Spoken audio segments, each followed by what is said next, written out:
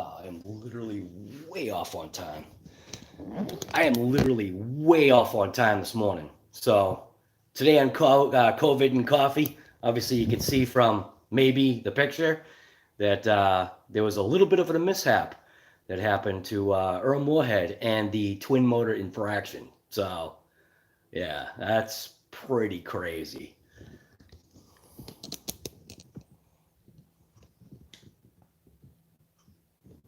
RC Master, what's going on?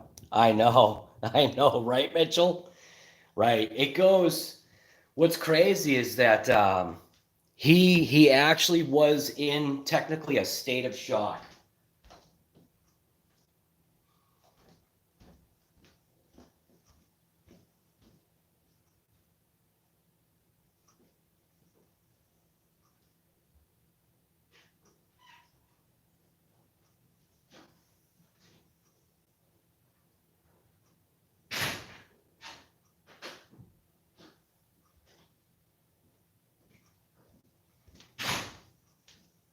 Now, initially, I was going to do the COVID and coffee outside, but weather doesn't seem to be cooperating today. So, but I don't know if you can tell from my voice. I was up pretty late last night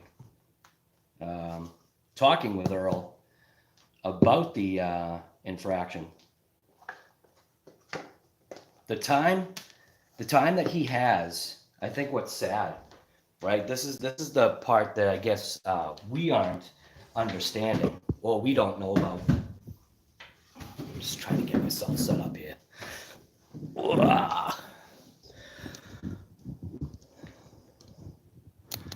The actual time he has in that vehicle it's insane. Just to be able to do a gear change, it went so far into like the deep end of doing things, because you saw that he posted it took him 6 hours, because obviously he's got to do a ton of stuff just to swap out gears. It's not like just like what we normally do. You just access the motor shaft or pull a cover off or whatever. It's like literally the stuff that he had to do was just crazy. And then you obviously saw the pictures. So I've got, obviously have, aftermath pictures and whatnot of what had happened. And he's going to do, you know how he does things. So today he's actually at work. So he probably won't even pop in on the live stream unless he's here right now. I doubt he's here. He'll have no time today to pop in, and I think today is going to put a beat down on him for work. So yeah, send your condolences to the twin motor. Nothing is permanent. You know what I mean? Like concerning that, because literally, like because I'm older, so I remember a show called The $6 Million Man, and I literally hear that like theme song in my head concerning like everything that like happened, the video, just the whole prep of everything was fine. And then what I'm trying to do is hopefully tonight we're trying to schedule things. He has no idea how bad of a work day it's going to be for him. He's got a bunch of trucks that he's got to get going again. For where he works. And so what I'm trying to do is I'm trying to tonight put together a StreamYard so that we can do basically an interview with Earl and kind of, I guess, maybe discuss the twin motor Infraction. Why the twin motor? Where was the concept from? Why push those limits like that? What have you learned like from your accident? Because even I played that video I don't know how many times, and obviously I had I had a prequel or a pre whatever clip, and I played that clip so many times you can hear he let out of the throttle because There's a bunch of things. So Earl is actually a real racer. Like, we're not talking RC. So Earl has raced, like, 1-to-1, the real scale, the real deal. So when he's doing these RC car things, he gets that adrenaline pump. He gets that rush. He gets that shakiness that I finally experienced. I've never experienced that before. I've never been shaky touching an RC car. And I only went 70. So Earl's been 135 in those RC cars. So, and just having that experience of the real deal, you know what I mean? There's always that adrenaline rush. There's always that little bit of shakiness, I know with my Camaro, there were a couple of times that I really gave it the beans, and it was like I knew what I was gonna do, and I was totally safe. I was on a barren straight road with trees lining the road.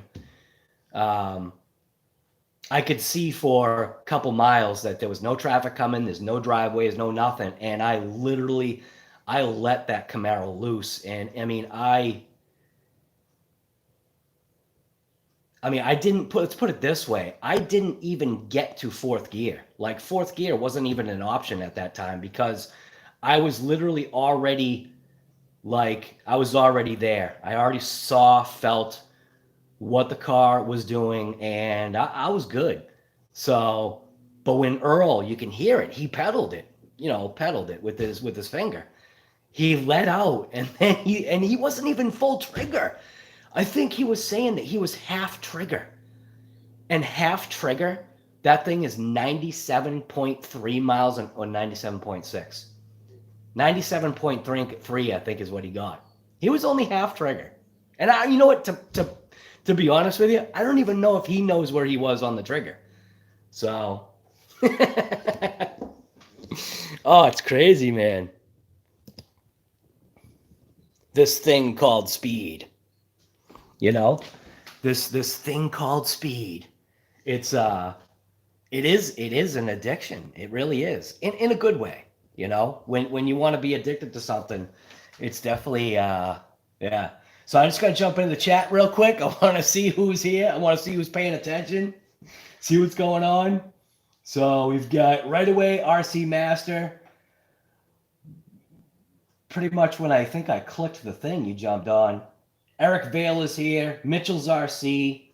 We've got Assyrian, Build It, Break It, Fix It. Morning to you. Lorne Cronish, what's going on, guy? Ready, Set RC. Bandit Darnville. Vince Vargas. Michael Dyke. JRC, good morning. What's happening with you, man? Don't forget that phaser challenge. More details are going to be brought out, because we may actually open the rally. I'd rather keep it to the phaser chassis, but obviously on-hand stock is a major thing. But Kyosho is going to be restocking the shelves with the phaser chassis that I'm using for that challenge. And as long as it's deemed, I'm going over things in my head, because you want to make sure that there's got to be a certain amount of, you just have to maintain that rally car, appeal or visual. So tires, rally car style tires. They can't be monster ultra grip, massive chunky tires to give you ultimate traction.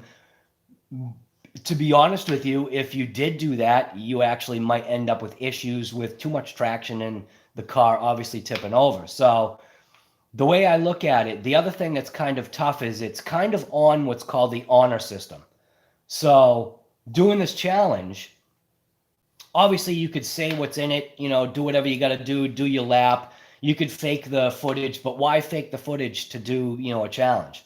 So that's one of the things. It's an honor system type of challenge. So when you do the baseball diamond, the preference is going to be the outside of the the stops, so the bases. So try to have your vehicle, I mean, you can come inside, you know, on the lines, but try to, as you go around each base, make the go around on the outside of the base. That's kind of like what I'm going to do is I'm actually going to video I'm going to go down to a baseball field, just basically going to say, this is kind of like what we're looking at.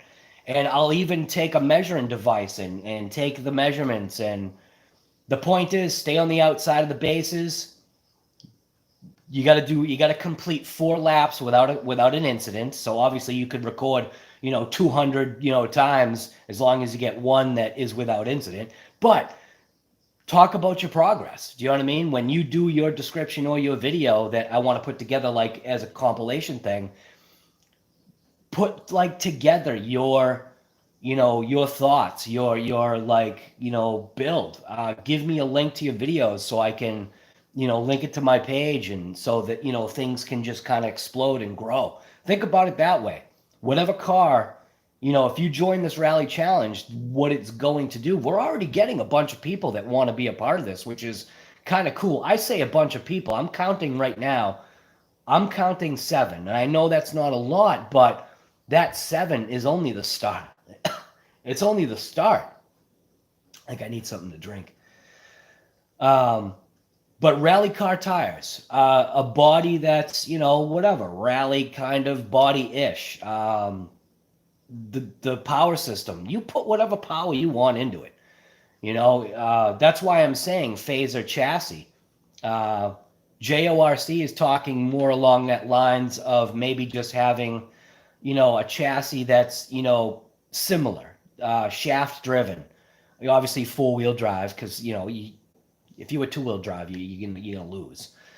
But shaft driven, 4-wheel drive, and then within that, what was he saying? Like 255 to something, whatever, 270 millimeters. So I don't know what that wheelbase length was, but, or whatever it was, but it's just to kind of stay in, to be fair. Do you know what I'm saying?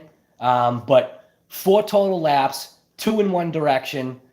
On your second, you know, incoming, whether you decide to go clockwise or counterclockwise first, whatever, but two laps in one direction, spin it around home plate, and then 2 laps in the final direction. And then, you know, basically, if you, depending upon your home plate, if your home plate, you know, can survive, you know, a crossing, you know, I have to check my own home plate, but some home plates stick up a good amount and some don't, or some plates stick up a good amount and some don't. So that was like basically my thoughts. I don't care if you want to put 16S in it. You know, 8 plus 8 is 16. So throw 16S in it if you want. It's probably not going to make it, but the phaser chassis, in my mind, it was only because that's what I had. I liked Mad Van. Mad Van was extremely resilient, which made me do the chassis body, the phaser chassis kit. So, and already had upgrades in it, which seemed to make sense. Nice going. How'd that feel? What are you doing? Smashing your hand. Eric, the phaser should be available from Kyosho, USA in the next 10 days. Nice, Eric. Awesome. Thank you for that. I think that's the information that I'm getting as well. Big Papa Paul, what's going on? Phaser MK2 is awesome. You've got 2 chassis. You've got 2 chassis is outstanding. So that's really good to know. I have no idea other than cruising the Mad Van. And when I say cruising the Mad Van, if you can thrash a vehicle on 2S, that's point blank what I did. I mean, if you haven't seen the video that I did on that Mad Van, just literally just, I think I was 90% of the time full trigger. That's my best educated guess. So, James George, what's going on, guy? Totally get. Now, see, I got the mini clip, right? So when I got the mini clip, you have no idea how many times I played that, because I was just like, because, you know, I get a message going, guess what? And I just knew, like, let's just say I knew it, but I didn't want to know. Like, I was hoping no crash, you know, like he was hoping no crash, but I think in the back of his mind, he's actually been pretty nervous concerning this car because just the massive amounts of torque it has and the fact that it seems like it's almost as if no matter what gearing he's going to be able to fit in there, it's not going to be able to, in an RC car, it's not going to be able to not break loose the tires. And once the tires break loose, it's like instant, okay, order another set. You know what I mean? Because it smolders them. It doesn't just smoke the tires, it smolders the tires. There's a difference. Yeah? Can I talk to you for 1 second? Yeah. Okay. I need to talk to my daughter. Hold on, I'll be right back. Here, we'll leave you on the chat. That way you guys can look at the chat.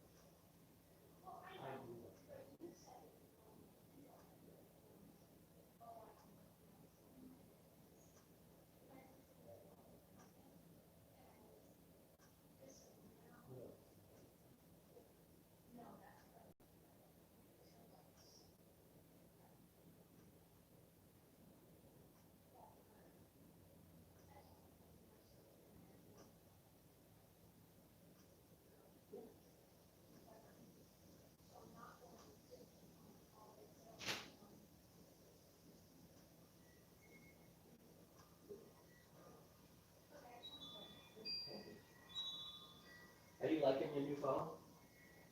Do you like it better than your note? Your old one? At this point, I do. Yeah. Still, the only thing that annoys me is where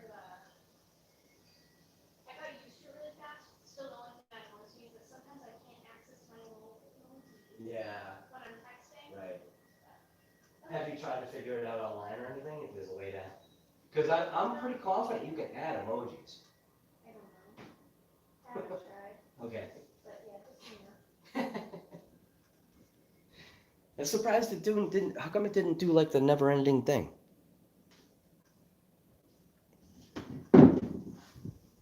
Ugh.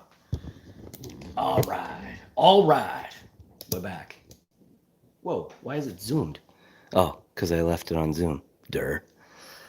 I think I need a coffee. I definitely think that I could use a coffee this morning. 255, 265, right. Yeah, Jo, that was actually a good live that you did last night on Facebook. That was pretty cool.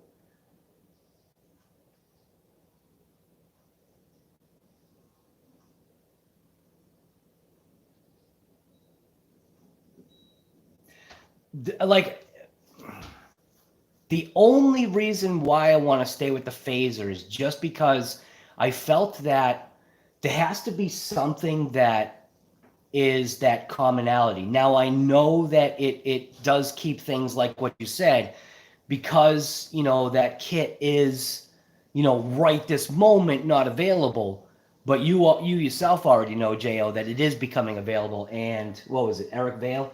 You said that, I think, Eric Vale, you said that was coming 10 days or something like that? Right, Eric Vale, you said that it would be, and then some people already have the chassis. So if you've already got the chassis, you're literally already there. And I mean, 135 bucks plus free shipping, that's not bad. It's really not. And a couple of people were saying something about tires, that, you know, you should just leave the tires that are in the kit. The problem with that is these tires are literally smokers. So, meaning,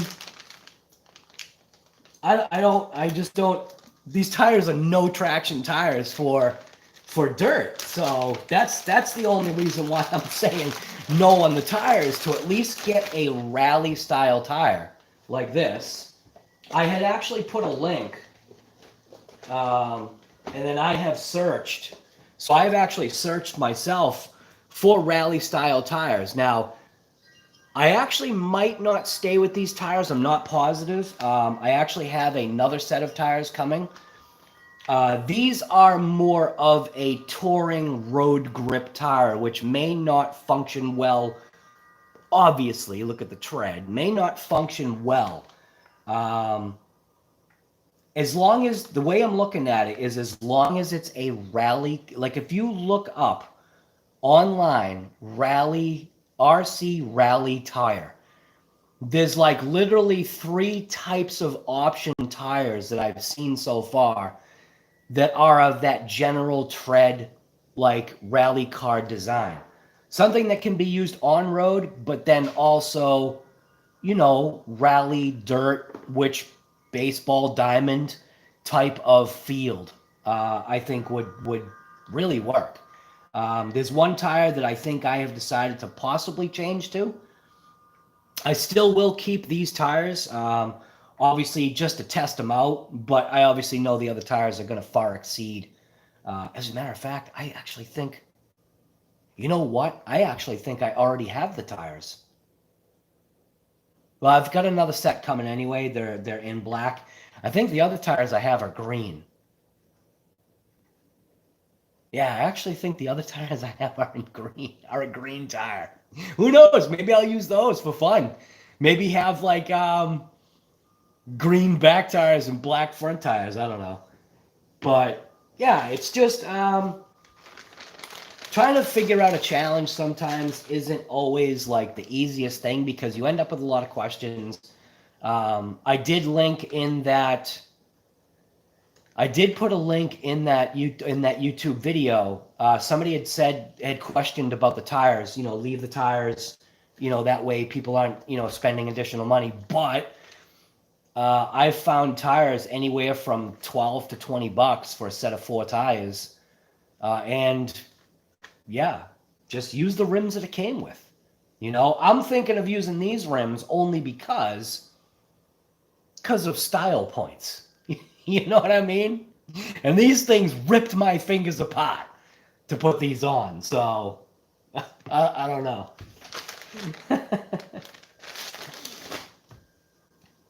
Bob Wells, you taking off? Tamiya makes a nice rally tire for this car. Right, ready, set. Exactly, I saw that. I saw that tire that you're talking about. But if you want to stay on that cheaper end, I've seen rally car tires as cheap as $12 for a set of 4. So you go on Amazon, you can find, I put a link in that thing. So you can go on Amazon, you can find tires that are pretty cheap, you know. Sergeant J, what's going on, guy? I'll order some rally wheels and tires for your Mad Van next week. Gonna see if Amazon Italy has. Sergeant J, that would be awesome, man. Tires are cheap. Nothing fancy needs to. Right. Nothing needs to be fancy. Right. Your car will be worth a grand total of like $200. Right. Right. And that's the kind of the whole point, man. The whole point is like, well, wait a minute. How is your car only going to be worth $200? So are you saying like you've already got a radio, ESC, and motor to put in it? Because the kit plus a body is like, kit plus a body plus tires would literally be like $200 right there. Well, yeah. That'd be like already $200. So you must already have a motor and ESC that you're putting into it. So that would be the other thing too. The other thing would obviously be the tally of what you've got into it. Like from literally everything you've got in it, whether if you went the kit way, if you already had a kit, Sergeant J, if you already had a kit or a vehicle that you're transforming into a rally car, take that price, do all your conversion additives, and then figure it out from there. Rally van, huh?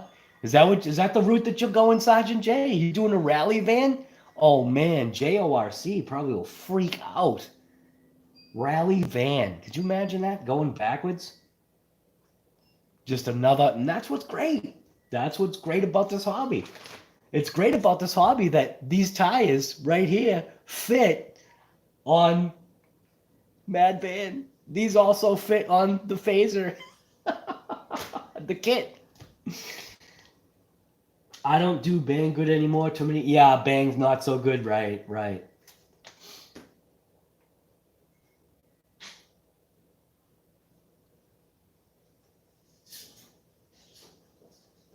Just going through the thing here. Do a road challenge. I actually did think about that as well, because if you did a road challenge, what could be a commonality would possibly be the use of cones and car parking lot spaces. So just about every like town, city, whatever I know, has got a parking lot somewhere that you could grab a couple of cones and kind of line out a road course where you wouldn't be bothered. And that might be a cool option. With all the schools closed down, and, you know, actually it's summertime anyway now, so kids would have been out of school by now anyway, right? Yeah, they are. So, yeah. So, boy, it's funny the stuff you forget over time. But,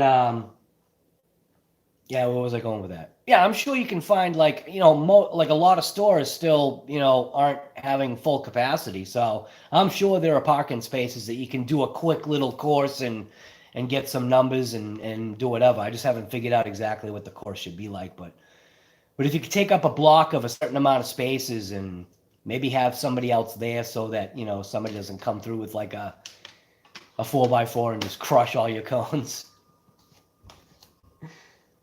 Maybe even ask permission from the wherever you're going to do it. Just say, hey, you know, could I just set up a couple cones and just do a quick, like, little, you know, 20-minute, you know, lap session with my RC car? And they might say, yeah, okay, cool. Rally van sounds interesting. So drag van doesn't sound interesting, but a rally van does? The heck is wrong with you?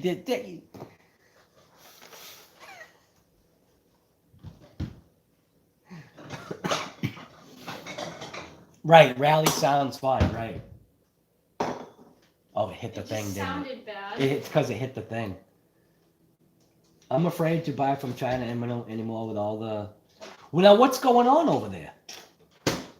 Apparently, they're gonna shut down. Well, the U.S. is thinking about banning TikTok.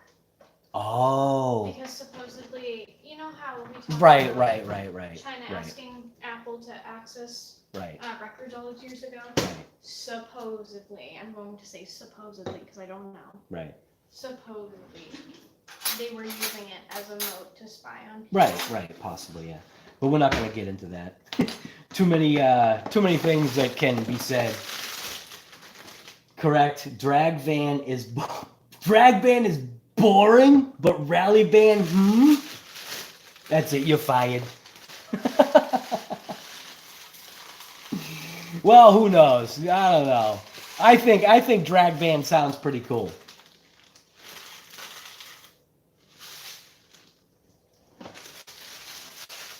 Right, right. Chuck, Crack 3D. You also use Banggood. You just don't buy. I get it. There still is an appeal to Banggood just because they have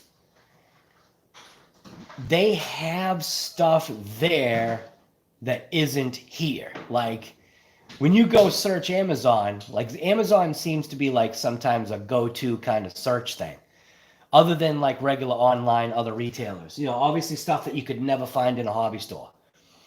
But then when you go over to, what is it? Banggood, what is it? Ali Express, something like that.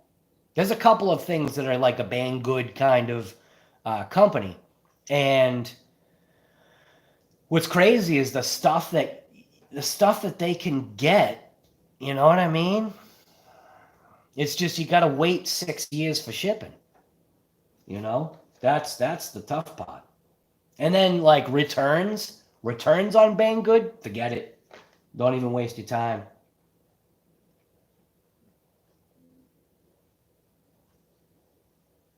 Right, Eric Vale, thanks for that, man. That's right. Smash that thumbs up if that's what you're into. Just don't smash it so hard that you can't watch another latest and greatest video from RC Guy Garage. Come on, I gotta ham it up a little bit. Yeah, I understand about the time frame. What time frame? What about shipping?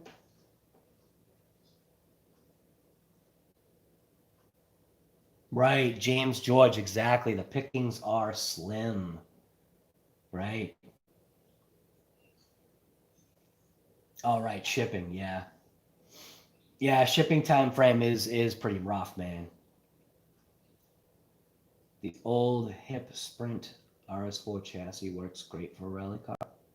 Yeah, I wouldn't even know. I've never done any rally car kind of anything. You know, this will be my first, well, this is my first kit. I should keep this like that. This will be my first, it's upside down. This will be my first kit that is like a road car platform doing a rally car. So I've never even had an interest to do rally car, but it's interesting. I didn't know that I was going to have an interest in speed, like on road speed. I never saw it as, how do I say it? I don't want to say I never saw it as being appealing, but I guess I didn't think that it would be something that I would want to do. Like, now that I went 70 and I got that adrenaline shake, I want some more. I want those increments. Now I want to try and skip over 80. So now that I've gone 70 and I know the car can squeak just a little bit more out of it in its configuration right now, I know that thing can squeak a little bit more. I now want to go 90. My next goal is 90 miles per hour with that HoBao. And I know it can do it. I know it. I think there is the possibility that at that point in time, because that's a track car, that's not a speed car. Everybody thinks like that's a speed car. Well, not everybody. Some people think that's a speed car. It's not a speed car. It's point blank. It's a track car. It's like a what? It's what rally cross car. So I think I'm saying it right. Is that a rally cross? Meaning like it is really designed for pavement like driving. You know what I mean? Like pavement track kind of, you know, flying, I think. Those tires are grippy. The tires that thing came with, I was extremely, I think when I did the what's in the box of that HoBao VT, the first thing that caught me was how sticky the tires were, like just out of the box. The tires were sticky. Could definitely tell it was a high grip tire. And then to just on the bench, when I turned it just without power and I just manually turned the servo and see how the outside lock of each wheel, how far it went, I was like, wow, this thing is going to turn. And then when I took it out onto the pavement and I did dial down my dual rate just a little bit, apparently I didn't dial it down enough because that thing still turned on a dime. So that's another thing that I ended up doing. Obviously I didn't show it on camera because I think I might have shown like a blip of me dialing out the dual rate, but I didn't like really focus on it because I think everybody knows once you're going to do something like that, you're going to turn down your steering so that you don't, you know, if you do get a little wild or you do try to overcompensate on the steering, that you're not going to crash. And I think that's where I'm guessing that Earl knew that's when he went wrong. I think when you backtrack and you think about it, I'm guessing from our conversation that he literally knew that as soon as he let off on that throttle and then he went back into it, that was point blank. It was possibly all over. Like he was already cruising. And that thing is, there's a phrase that people use. It's, you know, sketchy as sketchy as just like, yeah, that twin motor Infraction is so sketchy for him to drive, man. He'll talk, I mean, he has talked about it, but I'm sure he'll talk about it if we can get together that StreamYard tonight. Like I said, StreamYard tonight, Earl and I are gonna try to, you know, hook something up, and we're point blank gonna talk about the twin motor. If you've watched the progression of that thing, just like I said, the amount of time that he's got to put into it. And that thing, from my point of view, and I am not a speed run kind of guy, he is literally going to have to, I'm guessing, break that entire Infraction down to like nuts and bolts and gears. He's going to have to check everything. He's going to have to check the chassis for straightness. He's going to have to check all his hubs, all his bearings. He's going to have to check all his axles, all his drive shafts, every inch of that. He's probably going to take those tires and wheels and throw them away, is my guess. Because there could be a hairline fracture that he's unaware of. And what that's going to do is it's only going to cause another crash. So obviously this guy knows what he's doing. Earl knows what he's doing. So, but my guess is, after you have, I mean, that's what I would do.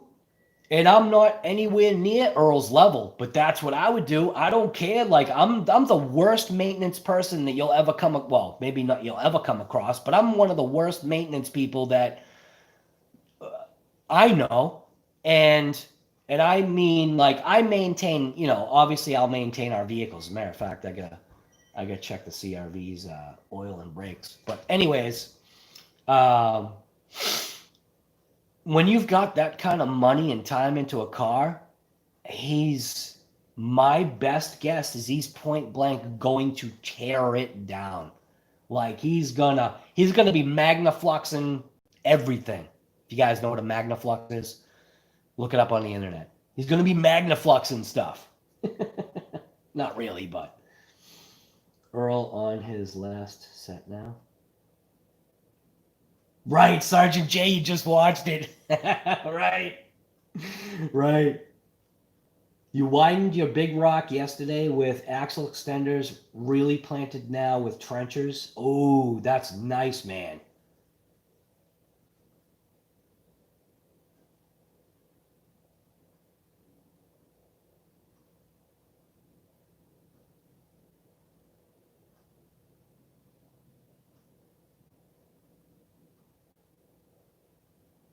Yeah, but if you take some lead weights and put some lead weights in the chassis, you can get that. You can counteract that top heaviness. Just get strips of aluminum lead. Just get strips of lead and literally line like the battery tray. That'll keep you planted. And, well, that'll help on NASCAR. If you were going to NASCAR, hey, that's something you could do too. Could you imagine if we could somehow figure out a NASCAR track for these phasers? Like, literally as many laps as you could literally get. You know, it's all turning left. So you could lead line the battery tray and have more weight on that left side. 100-mile-per-hour monster truck, right? That would be crazy, Mitchell. So just out of curiosity, just there's 25 people in here. I don't know if there are people just lurking, but if you could do like a thumbs up or a thumbs down, how many people are going to do the rally car challenge? Just out of curiosity. As a matter of fact, I gotta post a thing on here.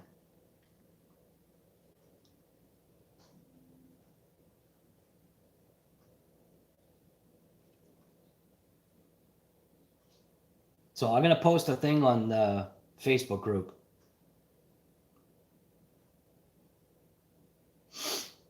I call it a thing. Rally car challenge. All right. I'm obviously I'm gonna take a picture of the phaser just because that's like literally what my kind of like part of the half of the challenge is.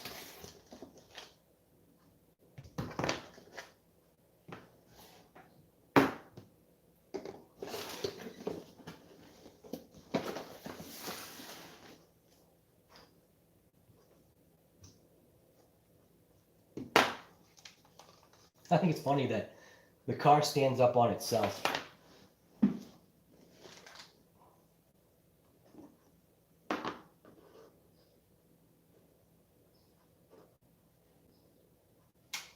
on, stay up. It literally balances itself. It's crazy. I'm gonna take a picture. Oh! Yeah, you can see what I'm doing. I'm just gonna prep for a picture for that Facebook group.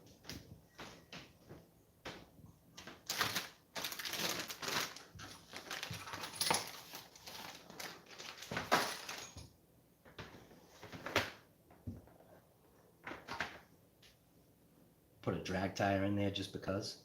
Why not? It's got nothing to do with a dang drag tire. Sure it does. Because eventually, the phaser can be a drag car.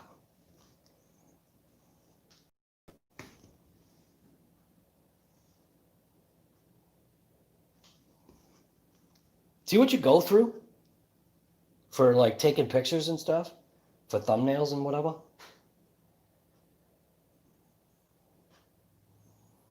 That actually looks pretty cool. Do the live focus one. See if that helps it at all.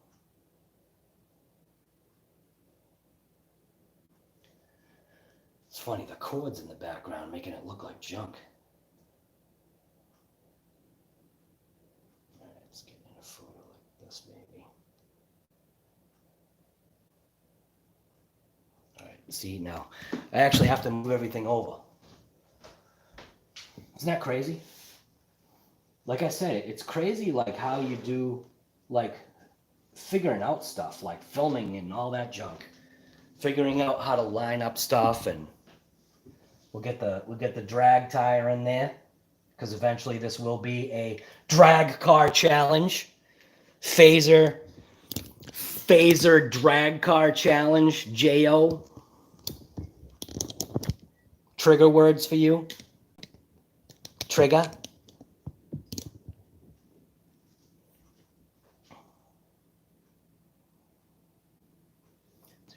Out of the way.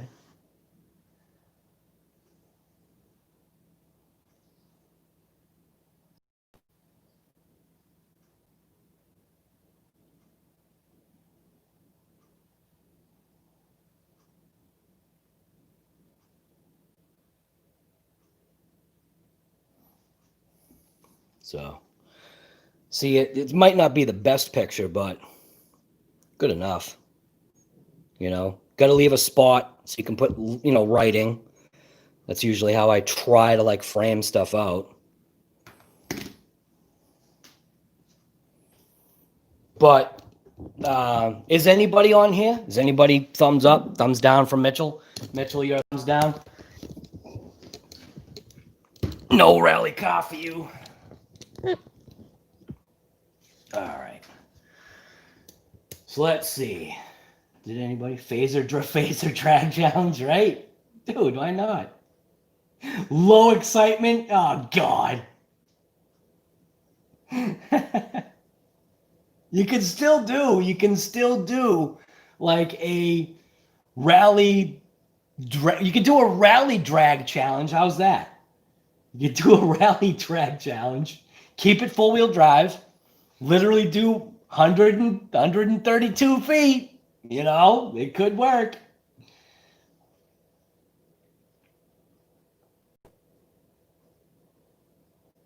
Pinion strip, the parts are sold out here in Australia. Might end up being a new car first. Scruffy page. What's going on, guy?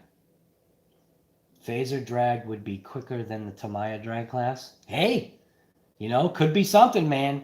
I'm all for it. I'm all for all of this, everything. Because, that's, again, that's why I feel like the Mad Van point blank is the reason why I bought this kit, because I realized, wow, you can actually do a lot of stuff. Now, I had no idea what I can't say I had no idea what I was going to do, but I had nothing about a rally car. I didn't even think about it. And J.O. was like, hey, what about like a rally car challenge? And I was like, yeah, heck yeah, because I know nothing about rally, you know? And why not? This is simple, you know? $12 set of tires to throw on the rims that are already there. Take electronics from another vehicle that I got, you know, put in 16S, you know, and it's ready to rip. Could you imagine that somebody did that? Crack 3D's out. Eric Vale, think you're in. Mitchell's out. JORC's in. Who else is in? I can't tell. I'm going to post it on the Facebook anyway. Riff to the Raft. Good morning to you as well, sir. Look at you with the super chat. Thank you. Unless you designate what that's going to, I'm already going to put it to Rally Cash. Rally Cash. Thank you, Riff.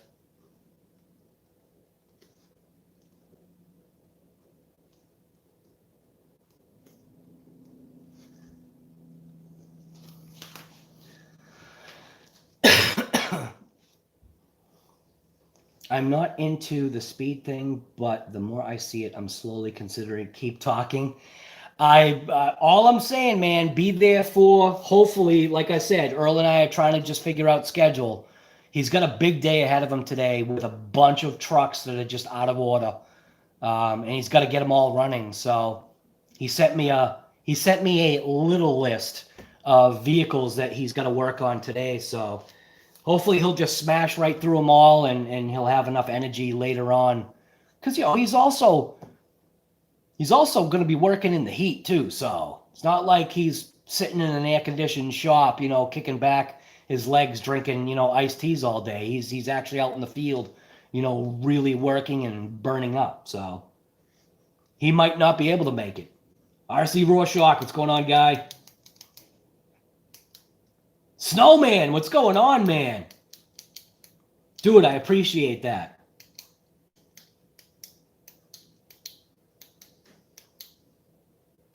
You know, it's funny. Whenever I see like that, a name like that, Snowman, it obviously reminds me of Smokey and the Bandit, because Snowman was obviously the truck driver. What's his name there? Coffee RC guy, right?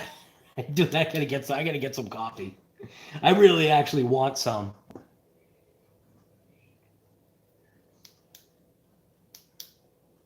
Right, Riff is about, yeah, right, because Riff is about 9 minutes behind. Riff will usually make it like around that 10 o'clock time. Riff has got a pretty crazy sleep schedule. Contemplating this phaser challenge, Rorschach, man, that it would be awesome. I'm telling you. What I want to do, obviously, you guys know my contact information is in that. I think it's in here. My email's not on there. Well, my email is easy, rcguygarage@gmail.com. So if anybody, you know, wants to, if you are joining the challenge, either shoot me a text message, an email, or put a thing on the The Facebook, just obviously make sure that I know who it is on Facebook, because some of you guys, your Facebook is not the same as your YouTube, so. But I'm just gonna punch up this thing here. Like I was saying, how I see now. There's Joe Daddy's garage. He's working on Brooklyn Pony again. If you want to see a Mustang build, like if you want to literally see a bucket of rust turn into an awesome Mustang, you got to go check out Joe Daddy's garage. If you're actually into real automotive stuff, you got to check out his channel and check out some of his videos. This build that he's doing this for a client of his. A lot of people think this is his personal car. It's not. This build that he's doing on here, absolutely, the amounts of work that are going into, I don't even know how, I think he's had Brooklyn Pony for like a year and a half now. The amounts of time and detail, or should I say attention to detail, that's going into that build, absolutely insane. And if you go to his channel and check him out, don't forget to like leave a comment and say, hey, RC Guy Garage sent me. It just, all it does is let him know where some of his, some of his subscribers are coming from, because a lot of us that are into the RC stuff are also into cars. I'm the opposite. I was into cars and I'm now, well, I've always been into RC, but I think cars and automotive and everything kind of, keeps you in it.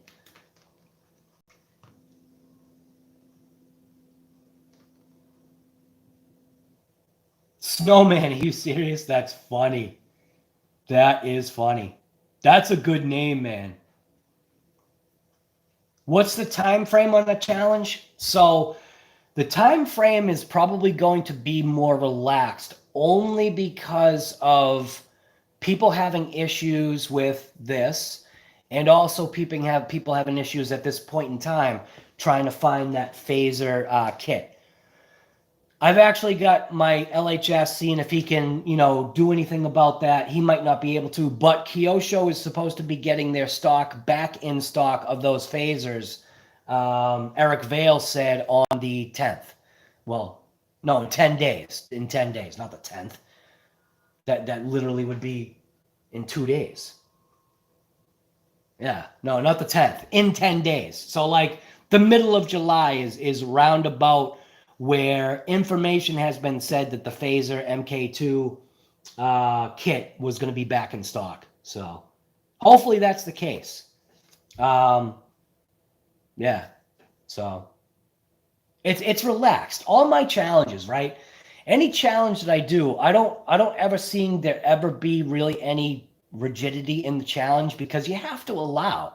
There will be a cutoff date. I think initially I had said the last day in September, but what I'm going to have to do is gauge, you know what I mean? Because you're already in July, so August, September, that only gives you like 2 months, and some people might need more than that. So could even shoot for like, say like the middle of October, say like October 15th be the cutoff date or something like that. You know what I mean? Like I said, it's hard to do challenges because you want people to be able to get involved, not force people to feel like they're getting, well, nobody's forced to get, involved, but you want to keep it open so that everybody can like casually be able to join in, not feel like it's a rush job. And you know what I mean? Take the time, build your kit. I'm actually tossing up whether if I'm going to build this live or if I'm going to do a video on it. Videos get... So here's the part to understand. When you do the lives get less ad revenue, where videos get more, and I'm not sure why. Obviously, maybe because videos are more directed, where lives are more open and free. So we're just like literally talking. You know what I mean? Like I'm answering questions, looking in the chat, I'm taking pictures for the Facebook group kind of thing. So I don't think advertisers really particularly care for that.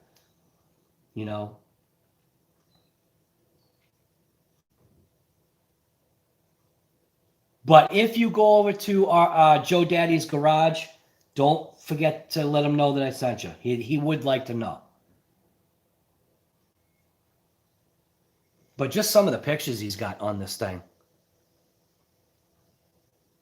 The work he has put in this is absolutely nuts. And this is showing nothing. Compared to the work that he's done to this is showing nothing. This is showing parts placement. But I'm sure he had to do stuff. The fabrication work alone that he's had to do on that thing, he literally took a bucket of rust and turned it into a Mustang.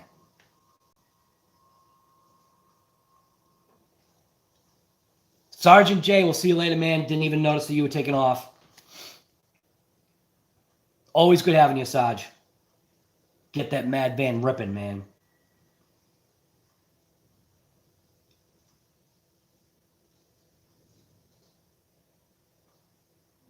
So what I usually do, right, when I do this, I've showed this before.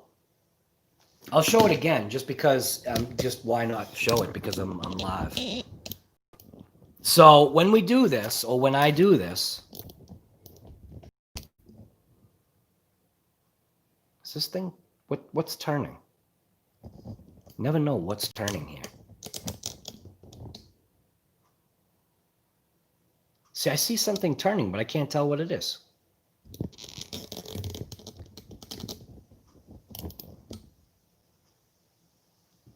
So this is what I usually do. When I go to do like any thumbnail or anything for any of my YouTube videos, or if I do like pictures and stuff for Facebook and whatever, I use, obviously, I have Instagram. I only use Instagram just because it's easy.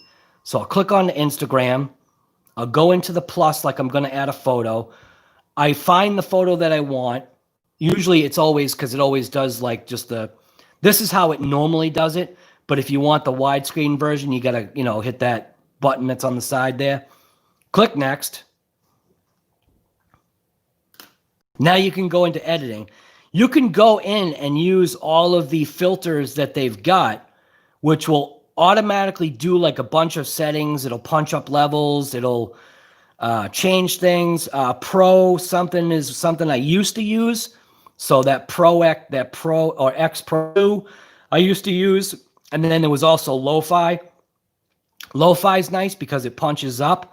But what I do is I usually go normal. I click edit. And then I will go to contrast. I'll punch up the contrast just a touch. Go to, what is that one called? Structure. I'll crank the structure way up. Because what the structure does is the structure, basically, it takes care of the detail. So the structure does the detail. I should zoom in on it.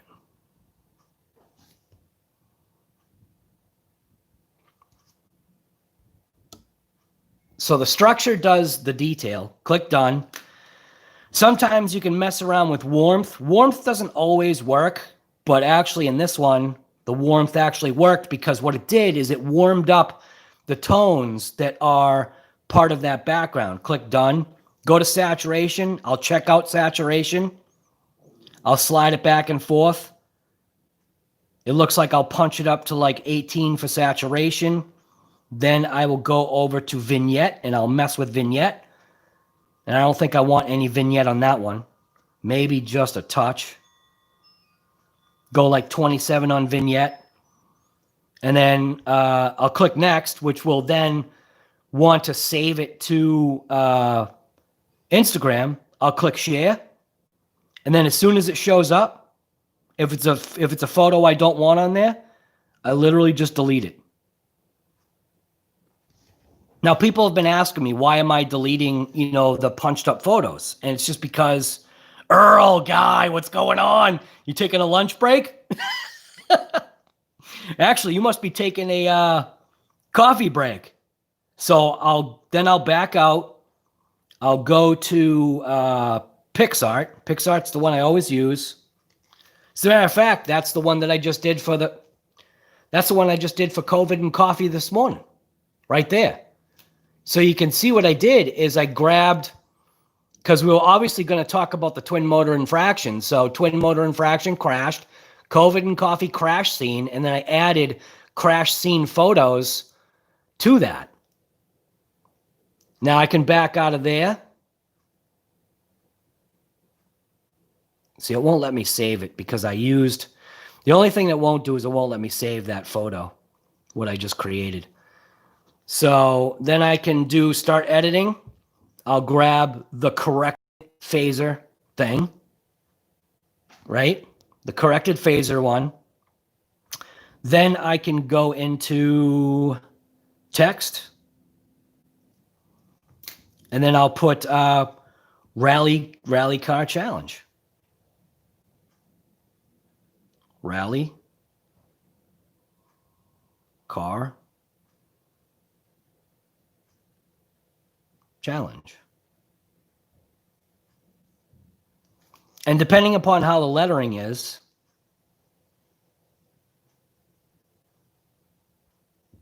give it a black outline, punch that up a little bit. Rally car challenge. Oops.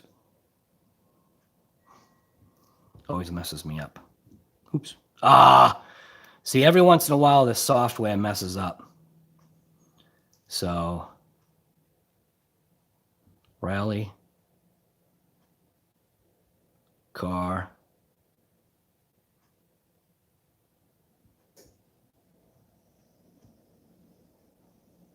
challenge. And what I'll do is I'll do that. Bring it over here. Outline it in black. Make it bigger. Maybe crank it to the side.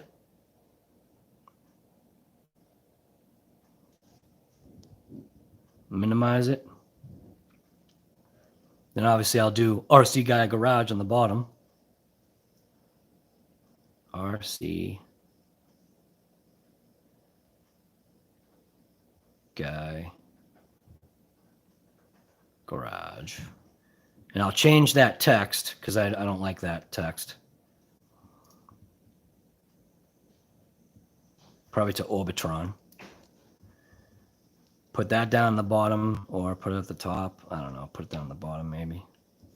Zoom in. Oops, you guys ain't even seeing anything.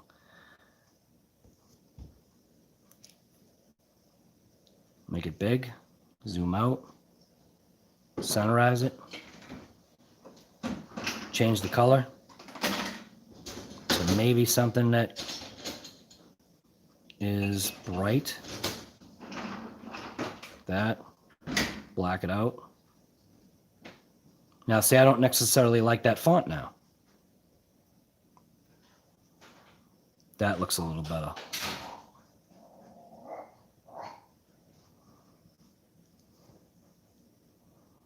So something like that.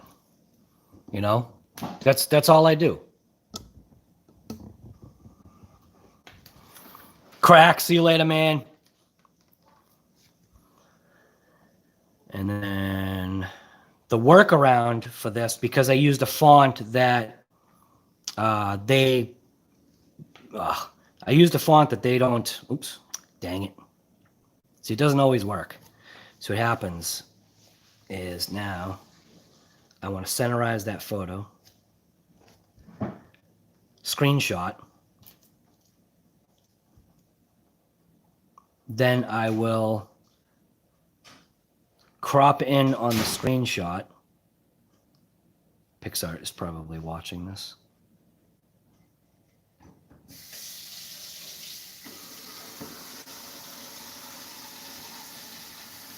And then click save. And then I'll go to the Facebook, go to RC Guy Garage, go this, and I'll do a poll. Oh, it won't let me do a, what? It won't let me do a photo? I guess I can't do a poll like that then. Well, do a photo. Do that. Next. Rally car challenge, who's in?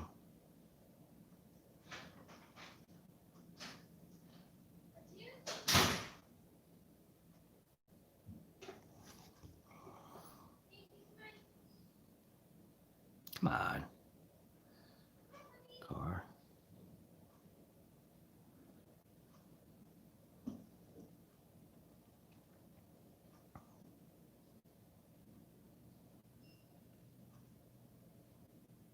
Who's?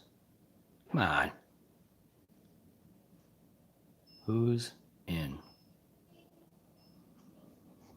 And then I will publish it. And then I can go to where it is.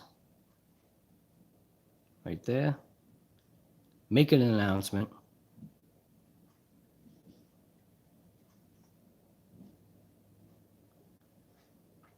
Pin it to the top.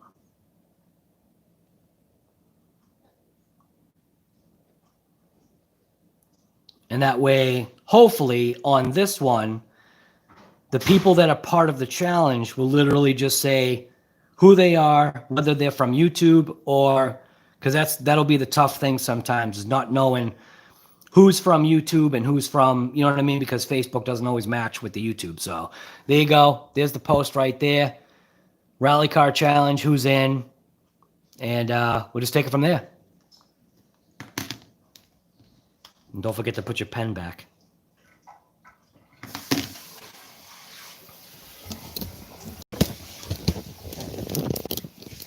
It's always telling me to rotate my device. My device is rotated. There we go.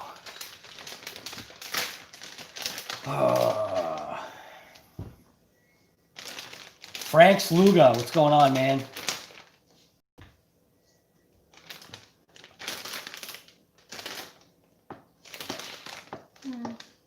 What's the matter? Never mind. What? I just brushed my teeth and I wanted to eat one. Oh yeah, you don't want any one of those. Taste good. No.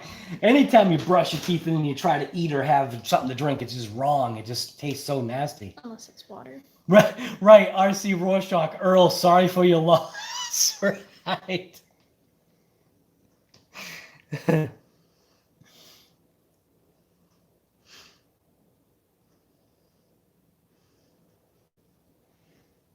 That's awesome. Union break.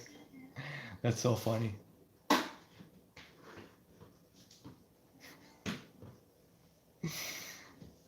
Dude, I love the support for Earl. This is awesome. Oh, the 1970 Chevelle? Yes. That is a very sharp car. I obviously, you know which one I've got. I've got the 69 Camaro, just because I had to.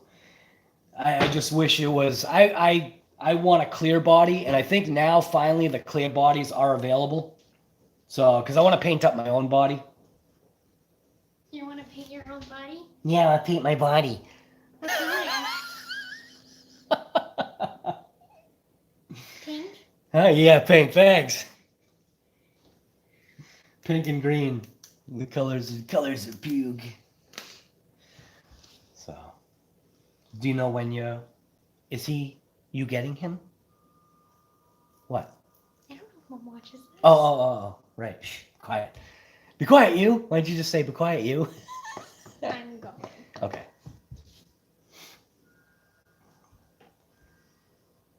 Oh, Golden Goose. Yes. You already know. You already know Golden Goose. Right. But the only thing though, Golden Goose, have you seen the actual like representation of it? Because I haven't seen, when you sent me that link, there was no photo there. Obviously, I know what the CUDA looks like. So if it is anything like the Nova they got right. If it's anything like the Nova, then that body's going to be out of stock too. Proline 1970 CUDA. Here are some pictures that match. See, it's not going to do it. because it has no idea what Proline is. Proline? What the heck is Proline? Proline Racing. Probably didn't say it right. There we go. Yeah, see, they still don't even have, they don't even have a picture of it yet. See, when I looked at it, obviously, like I said, I already knew what the CUDA looked like. So it was a no-brainer because for my DR10, it's definitely going Mopar. It's going to stay Mopar. That's the way I'm going with it. But yeah, so like that's the crappy part is that that's what I see for a picture. It was on. Now see, why, if it's on their Facebook page, why isn't it on their dang website? That doesn't make any sense. Jeremy Miller, what's going on, guy? Only a teaser shot of the rear? Man.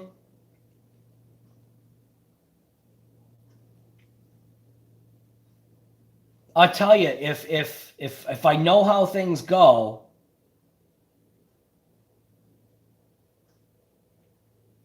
it's literally going to be as soon as that is made available. You can't even order it right now. It just says coming soon.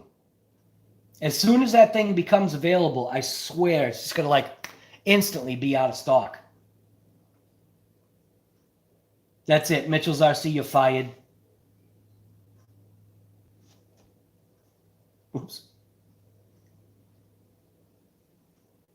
Can I put you in a timeout?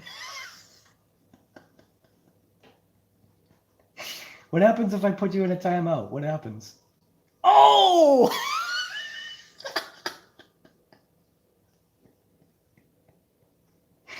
I think, did I do it right? Can I unhide him? How do I unhide him?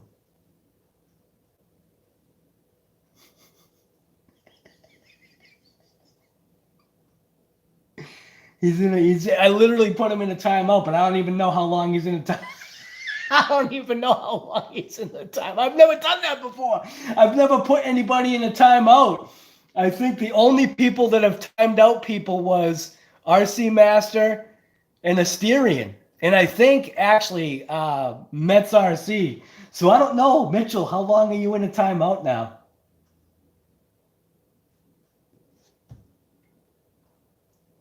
How do I don't know how long you're in. I don't know. I don't even know what I did. I think maybe you unjoin and join back. I don't even know. How long does somebody stay in a timeout? A couple minutes? Since when do you put one of your own moderators in a timeout? When he does the stupid phone number that drives me insane. 8675-3099. 300 seconds? He's probably fuming right now. I can't believe you just put me in a timeout. All right, so you said... right. Okay, who did I say that to? Right, Nets. Let's play a game. Oh my goodness. Yeah, have you guys checked out Mets RC's new intro to his videos? Go check it out, man. That is totally Mets RC right there. That is absolutely perfect.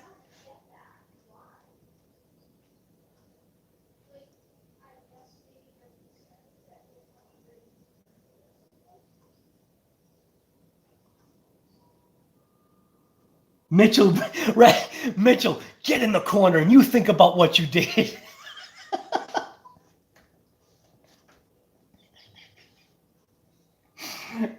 How can I? Mitchell's RC unhidden by RC Guy Garage. So supposedly I was able to unhide him. But you know what's weird? It didn't give me like a time frame of like when you do the 300 seconds, it didn't give me like a choice of, it just said put the person in a timeout. It's 300 seconds. He's like right now just pounding his fist. He's like, wait till I get back on here. I'm still a moderator. I'm gonna delete your whole channel.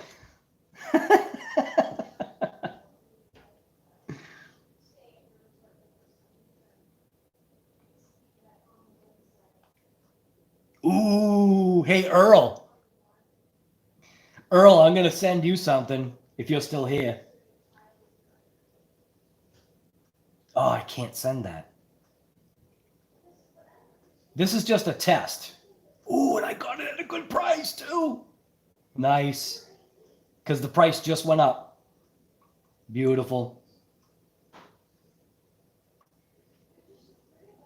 Galaxy Note 10 Revisited? What does that mean? Oh, some stupid video. RC Guy Garage, you're not about to play with opinions anymore. Oh, allowed to play with, oh, with options. I think that's what you meant. Options, right? I didn't even know. All it said was like time them out. And I was just like, you know what? I've never done that before. Why don't I time out one of my moderators? We'll see how that works. I'm surprised he's not spamming my phone right now. Can't believe you did that.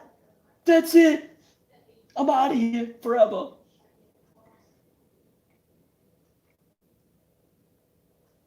I gotta find him.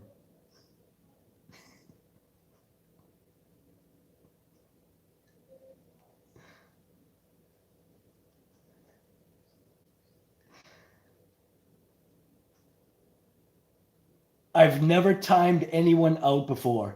This is a riot.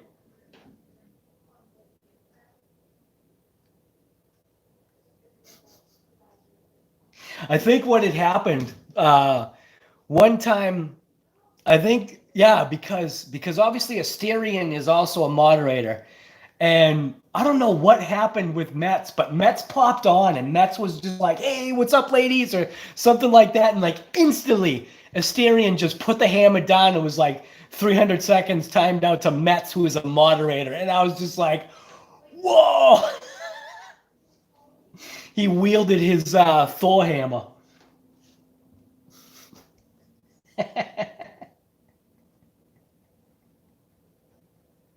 Oh my gosh.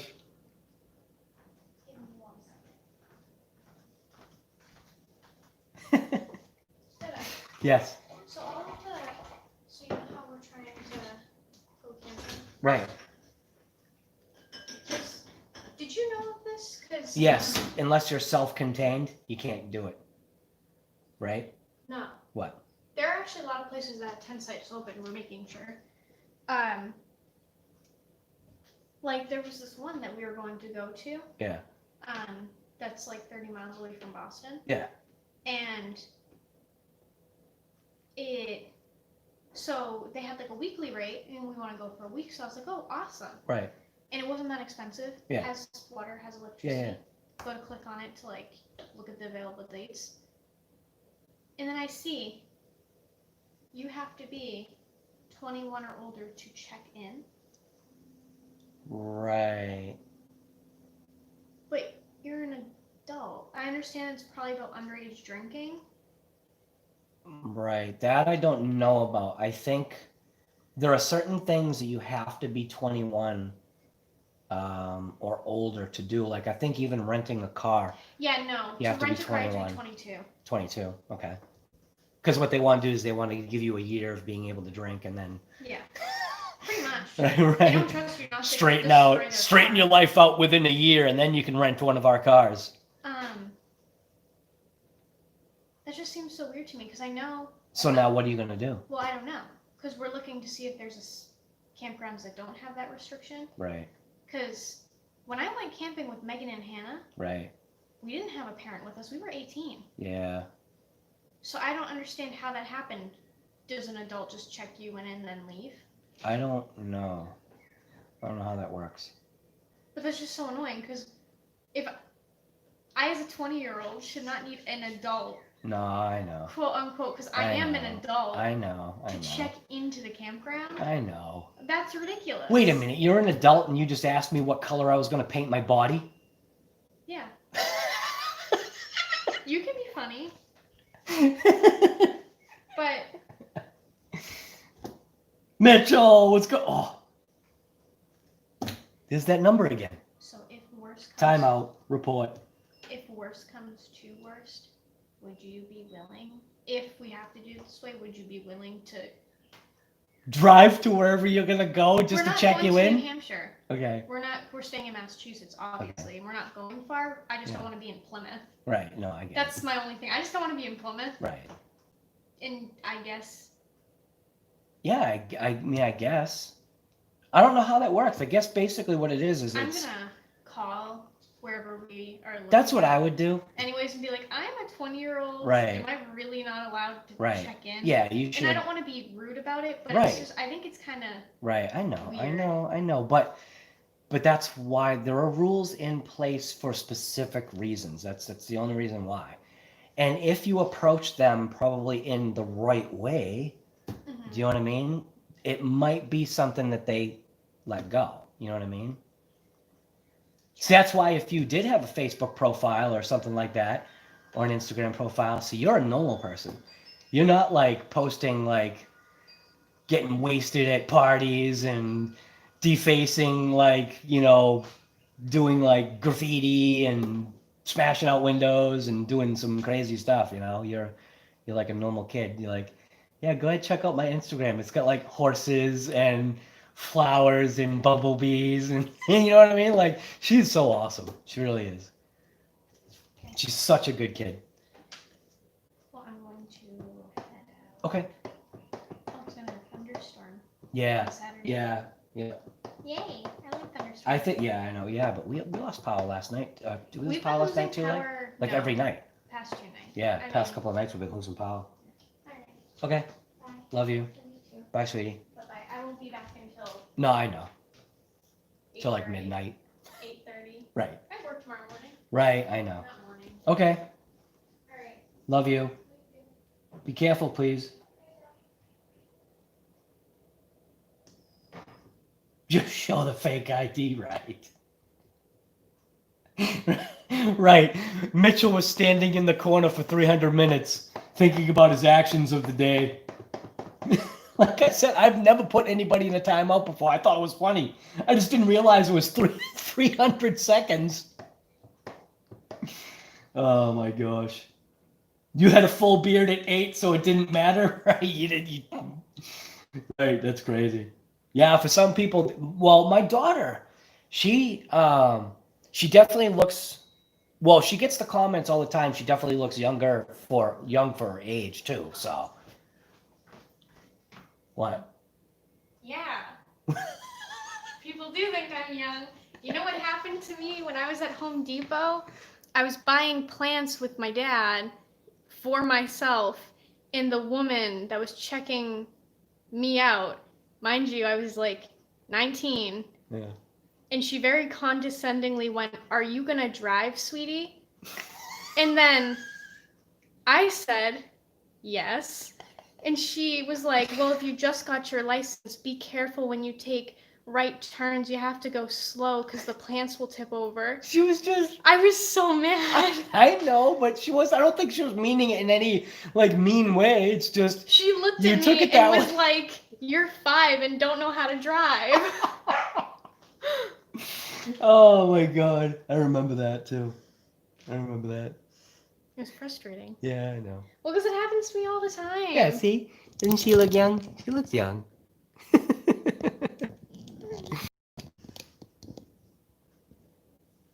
She's my little cutie. Right, just enjoy being 20, right. Pretty soon, yeah. You know what? She's realizing that already, that time flies. It's crazy. You know, you remember when you were a kid in school and it seemed like the day never ended till you like could get out of school and have some fun. And then now it's like, you know, like she's noticed it. She's actually talked about it. You know, it just seems like the time is like flying by. Yep. Just like all the old people say, wait till you get to be my age. Like literally, you know how I gauge it? I gauge the time flying by like by when it hits July, it's literally already July. How? I just did taxes like a couple weeks ago, it feels like. You know what I mean? I mean, I did my taxes in February, but still, a lot of times, like, I gauge time frame by when you're prepping for taxes. So it's like my taxes, I always get them done in February. So it's just like, as soon as like tax season is over, it seems like it's like you're preparing for it again.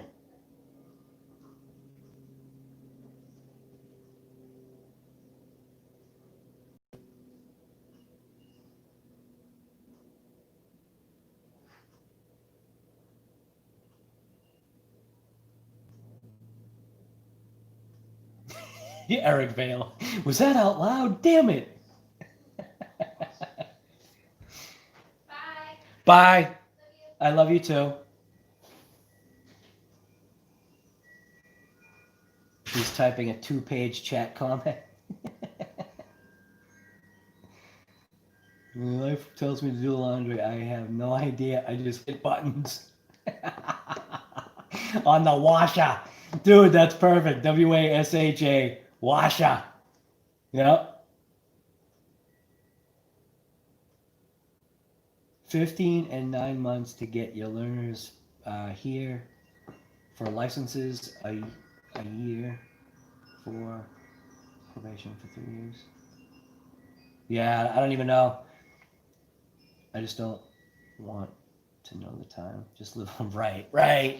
Every day just literally is another day. I think the tough part is, man, even when I put it this way, I have literally noticed age from when I first started doing YouTube videos. Like, I look older now than when I did when I first started doing the YouTube videos, and I've only been doing YouTube for a couple years. So it's like, what the heck? Is YouTube killing me? You know what I mean? Like, is it aging me? Like, you know, when even like, I know that people know this too. So when you become president, you know, like of the United States, you watch, other than Trump, he looks the same age as he did when he first got into office. But if you look at all the other presidents, well, maybe not Obama. I think Obama retained a certain youngness. I think he did too.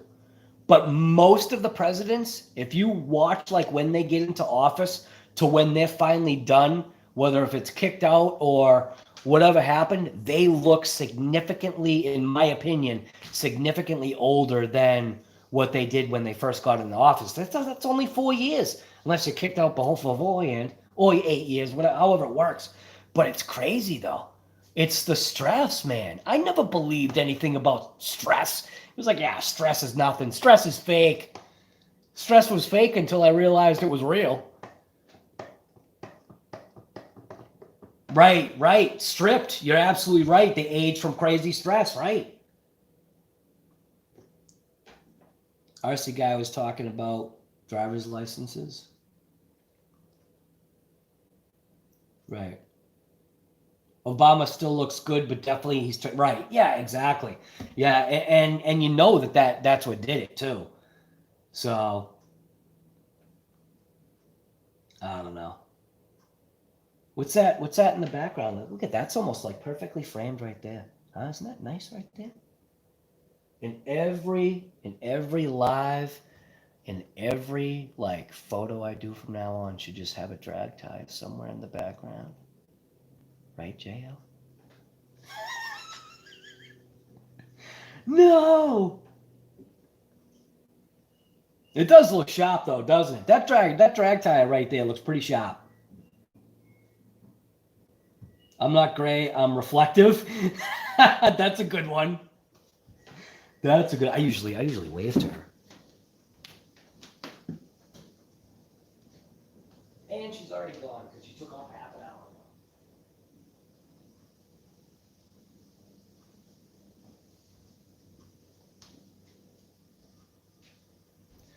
So, anyways, oh, where are we at? So hopefully, like I said, hopefully today, obviously I didn't get a chance to talk to Earl in the chat. It's better that he gets a chance to talk to everybody himself in here, talking about, you know, what happened. I didn't actually get a chance to check it out. So I don't know. Right. He thought he'd stop in. Yeah. But anyways, so like I said, hopefully today, later today, the intent is to do a StreamYard today. Hopefully have Earl on there and literally talk about speed, talk about his infraction, talk about like even the weird similarities. Like I only went 70 miles per hour and Earl's been there, done that, and he still gets the shakes when he's out doing a speed rip because you're literally on the edge. When I had already almost crashed with my car. My car at that time was only going what, 64? I only went 64 when I almost crashed, and that kind of made me a little nervous because I don't want to crash my car. Who does? Well, when you're driving, off road, you wouldn't mind a couple tumbles here and there because it looks cool, and it makes for good content, and I don't know, looks cool. But your road ripper though, like my EPX, oh man, I see the EPX suffering catastrophic failure if that thing crashes. And I did crash my EPX. Now that I think about it, literally exactly what Earl did. Holy smokes. I do have a video where I crashed my EPX. It was actually the return trip, and I gave it some beans, and it lifted up and did a crazy tumble. That's when I lost my GPS. The GPS exploded into pieces. I forgot about that. Wow. I forgot about that. My EPX has only been 67, and it's got more in it. Man, what do you want to do? You know what I mean? Do you want to speed rip? Do you want to get out and thrash an RC? Do you want to go fly a plane? Do you want to go do some 3D in a helicopter? Like, do you want to, do some donuts with a boat? Or do some jumps with a boat? Boats can jump. RC, what? RC Roar, what? Rorschach, right? Jack, Junior, Brazier, what's going on, guy?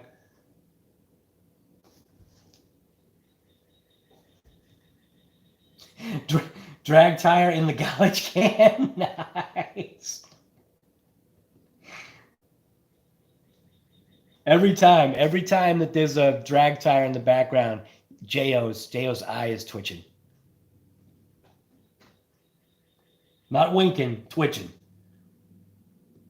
Scruffy Page, you want to do it all? Right, man.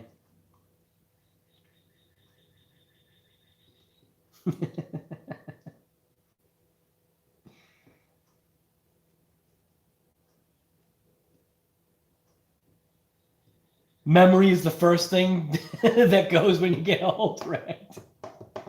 Dude, my memory's been gone forever. I have such a crappy memory.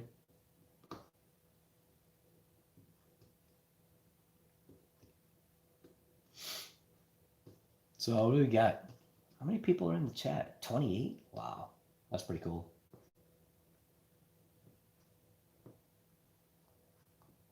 So remember, don't forget, Shop Talk and Wrench tonight, StreamYard, hopefully. Obviously got to work out,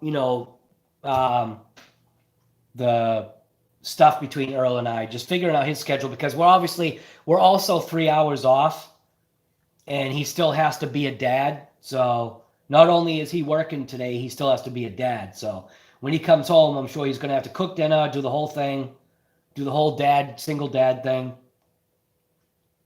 But yeah. So anyone joining that?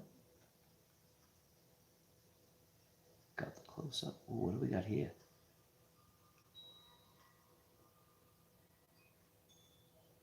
Oh, Ritter Frederick's doing a slow-mo. Oh!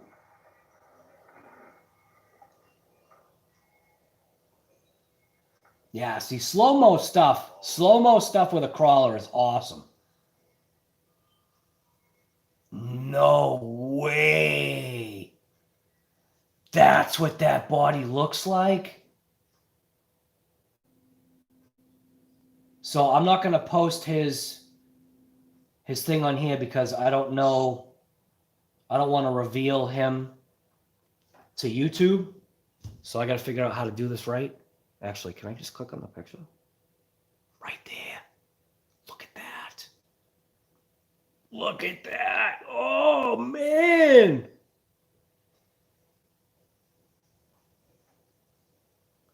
That's going to be sharp. Yeah, it looks like that's definitely the body I'm getting. Man, I really hope it's as detailed as the Nova. I even like the fact they did a vinyl roof. That is more like it. It even has a chrome bumper on the rear? What? That can't be right. It looks like it has chrome wheel wells, a chrome rear bumper, and I like the vinyl roof. The vinyl roof that is awesome. That's literally the body I'm getting for my DR10. And I already have a clear DR10 body.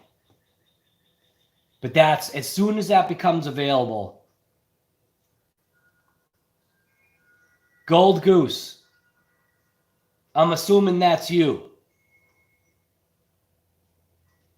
Wow. All I have to say is wow.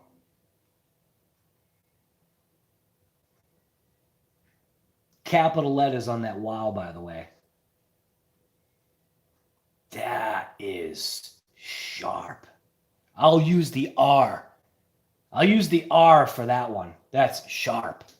Sharp.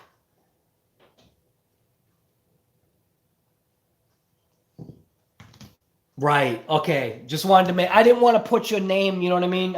You got to be careful because you don't want people's info being out there. That is mint.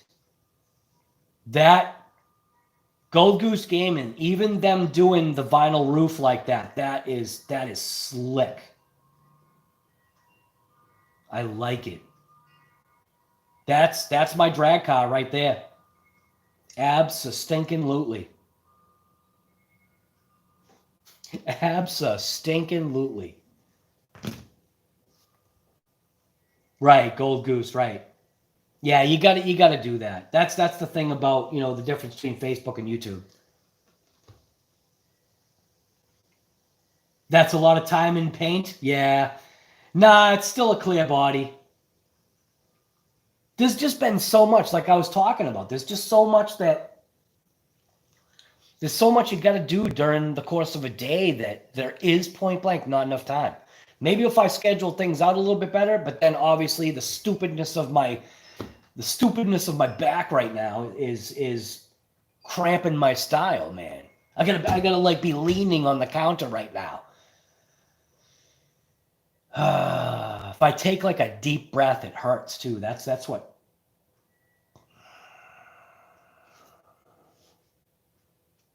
Yeah.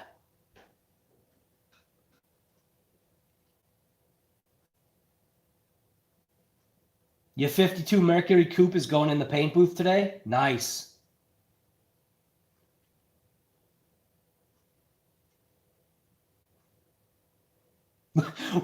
Want me to help you get organized, guy? Yeah, probably. But the thing is though, is your organization though is probably like expensive. That would like be like probably.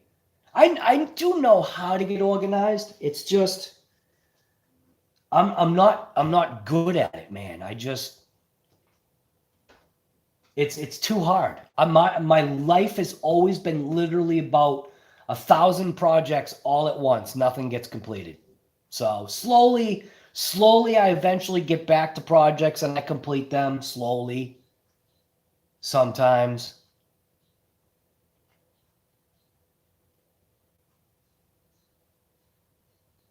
Oh, an RC, not a one-to-one? Right. Well, we actually do on the Facebook channel there. We do have a one-to-one day, like post up your one-to-one project. Like that's because like that's point blank because it's my channel. So I'll make a specific day where I break the rules. It's a break the rule day, you know? Like I'll come up like with I don't know. You know what I mean? It's because you have to have rules, but then you also have to be a little bit relaxed every once in a while, you know?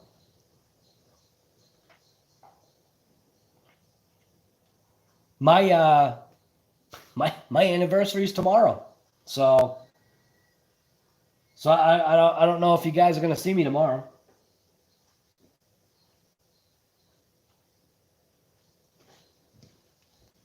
Eric Vale, you posted the Chevelle?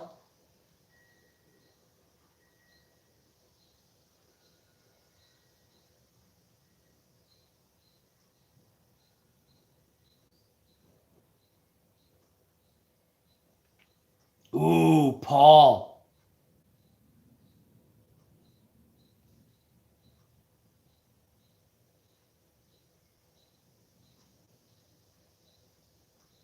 The HoBao GT 1/8. Wow. That thing looks cool.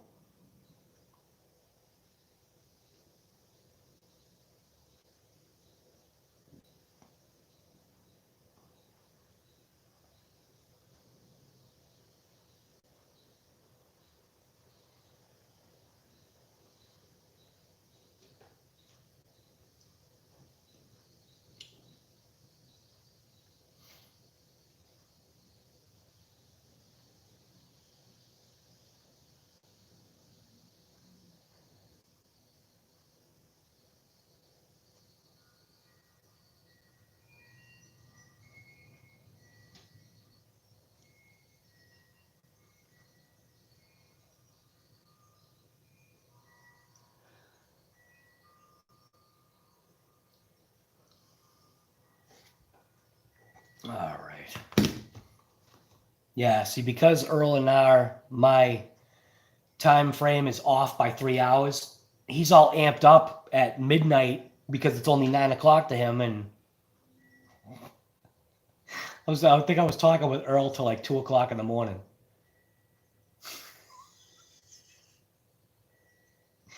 Oh, I was so tired. I was so tired. And I knew I was going to get wiped out this morning. As a matter of fact, I should make some coffee. Ugh. I'll leave you on the phaser. You can stay on the phaser. You can eat that up. Eat that up, J.O. See that right there, J-O-R-C? Eat that. Let me be. Scruffy Page, dude, thank you very much for that.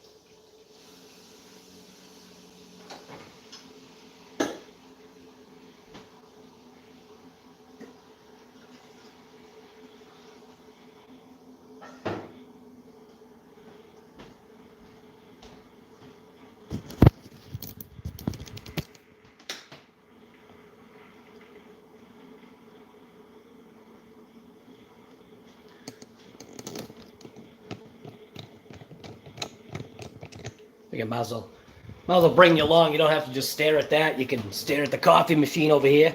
See, I got my cream mixing right in there. Currently able to send messages. Why am I not sending any messages? But it's one of those Keurig things. You got like a choice of whatever. This stuff right here, this Pikes Peak.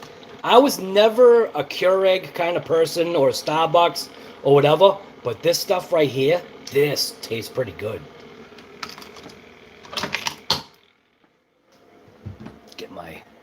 Where's my special cups? Ah, right there. Mandalorian cup right there. I got my New Hampshire cup. That's my favorite. One of those cups right there. My daughter gave that to me.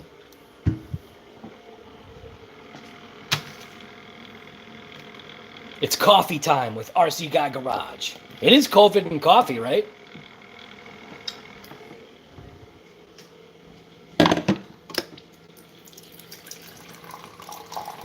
That way you're not just like staring into nothingness. You get to like watch me fill a pitcher with water. Rotate device. What do you mean rotate device?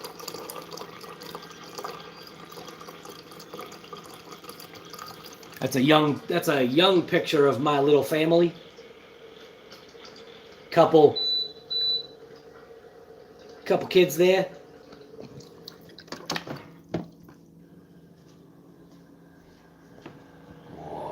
Comes.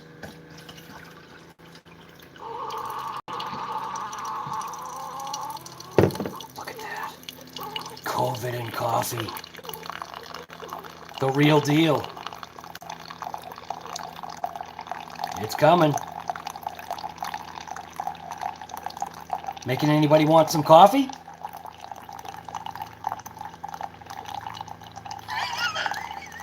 Making anybody need to go to the bathroom?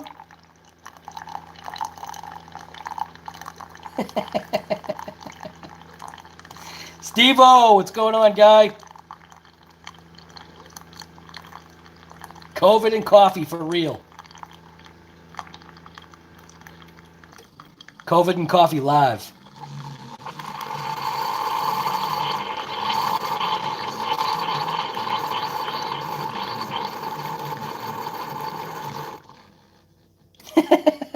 When nature calls all of a sudden.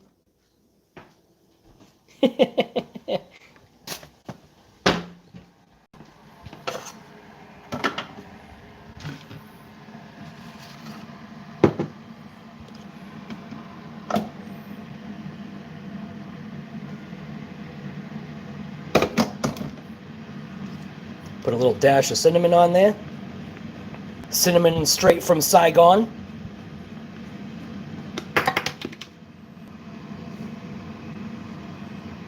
Not quite a Starbucks special, but that's more like a dessert, isn't it? It's a dessert coffee with Saigon cinnamon. This is the cream that I use, the stuff I love. Got some iced teas way back there. You got the regular iced tea, and then you get the cup of other iced teas back there.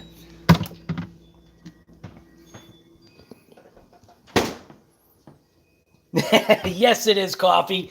That's my form of coffee. I can't drink coffee like some of you guys do. It's not coffee to me. This right here, this is delicious. This is where it's at. COVID and coffee, right there. Right there, COVID and coffee. Blobs of cinnamon. It's a dessert, man.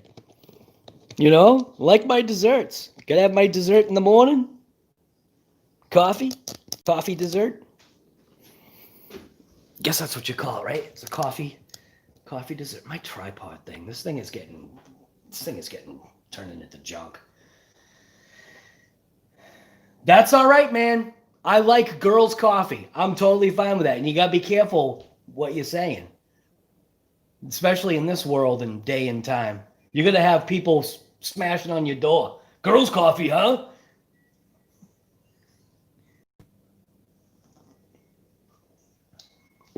Oh, I love it. I love it. And here's the thing, too. All you people that make that comment, oh, that's girls' coffee. Well, you know what? Girls are way smarter than guys. So Then there's a reason why. Why do you think more guys die than girls? Because girls are smart, you know?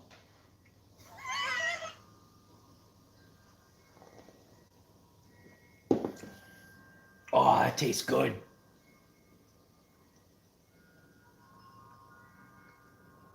Right, Mitchell pushing for another timeout.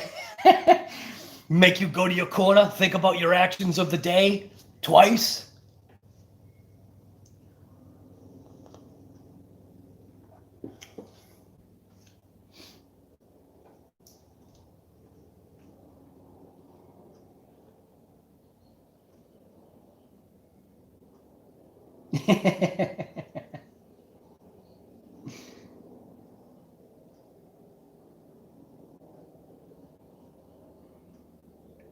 I can't have my coffee any other way, man.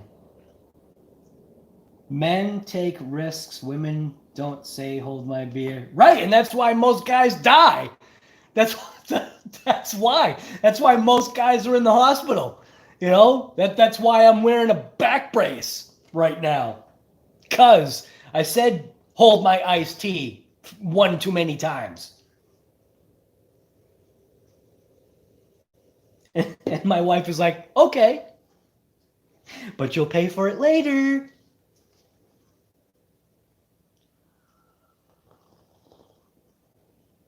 Yo, one, there you go. Whiskey and COVID. Yeah, right, exactly, Frank, exactly.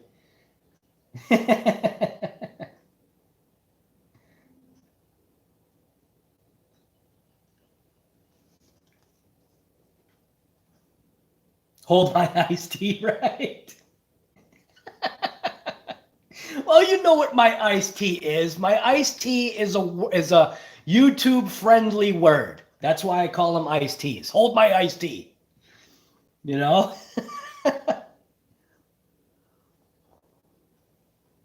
Oh, this is good though. You got to watch out though. I put the cinnamon on top, and when I do that, it hovers on top of the cream because the cream is frothed by that machine, which is nice. I also never knew I liked frothed cream either until that machine came into the house. I was so against Keurig at first. I didn't want one of those things in my house. We did either percolated coffee or just regular, 13 cups of coffee in this house. And that Keurig thing, I think it's because you can have so many different flavors of coffee. And granted, all my flavors probably taste the same because of how I do it, but oh, it's nice and hot. But I don't put so much cream in there that you can't taste the coffee. I can taste the coffee, which is why I choose certain coffees that are in that little dispenser thing we have.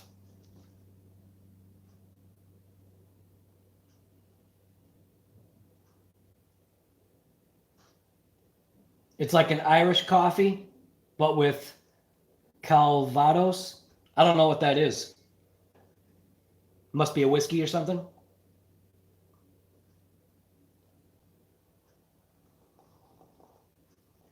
Who's taken off? Oh, Stripped is taken off. I didn't even see him. Right. Well, how about this one, Frank? Don't worry about it. I got this. That's the same thing. Don't worry about it. I got this. Dude, I did some of the most stupidest things when I was young. I worked on a cranberry bog, right? I did stuff that, let's put it this way, if the owner was around and saw some of the stuff that I did to get the job done, I probably would have been fired because he would have been, afraid of being sued or afraid of hospital bills or something. But in my mind, and always in my mind, if I did something, that's the part that I don't get. I understand workman's comp and all that stuff. If you're genuinely hurt by an accident on the job, yes. That's what workers' comp is there for. But if you point blank do something stupid on the job that you know you shouldn't have done and you hurt yourself and then you go on workman's comp, that just doesn't seem right. That's my personal opinion. And the only reason why I'm saying that is because I used to have to pay into comp. And I hated paying into comp. I absolutely hated it. Oh, just another damn company that you can suck the money out of your life for no reason. I hated comp. But anyways, but I paid it. Hated it, but I paid it. I don't know. Yeah, actually, you know what? I gotta do something. Miles will take you guys along for the ride.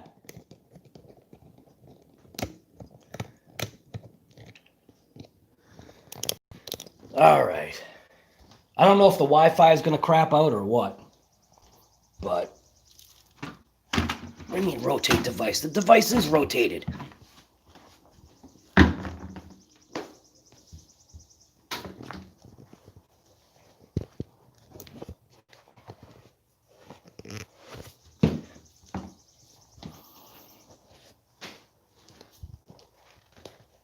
Stupid back brace. I tell you, this back brace makes it so like you can't feel like normal. I have a feeling the Wi-Fi might cut out, but I forgot I had to do something. What's up, puppies? What you doing? You guys want to go off? What? You want to go off? Yeah, I got my grill under the thing here now. It's nice because now it's in the shade, not getting burned up, and when it rains out, now can coat. You want to go off?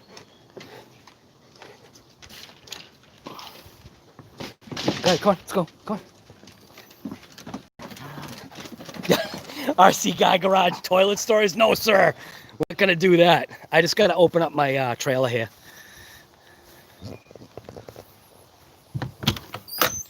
Gotta get some fresh air in here. Mitchell, what's going on, guy? Hey, actually, the Wi-Fi's still working. I gotta crank open the vents so everything gets to breathe in here. Open up the window here.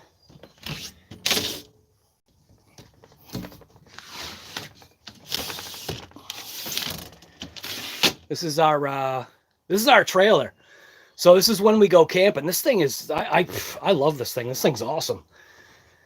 But we obviously had to do some cleaning because when you have your trailer sitting not in a parking lot for a period of time, you end up getting residents that kind of move in and they try to do stuff. So my wife and I went and cleaned everything out, and this is where the kids used to be. This was like the bunk setup for the kids. This was pretty cool.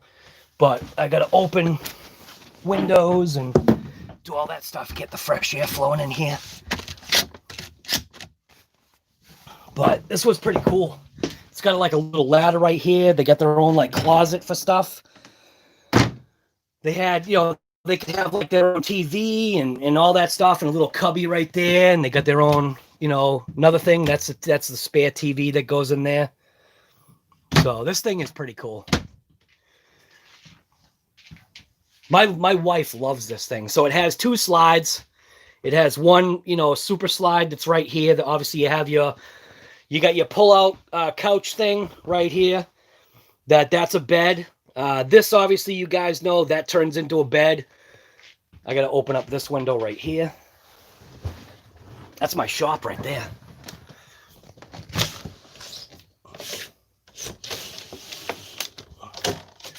Just get the air flowing in this thing. Open up some windows.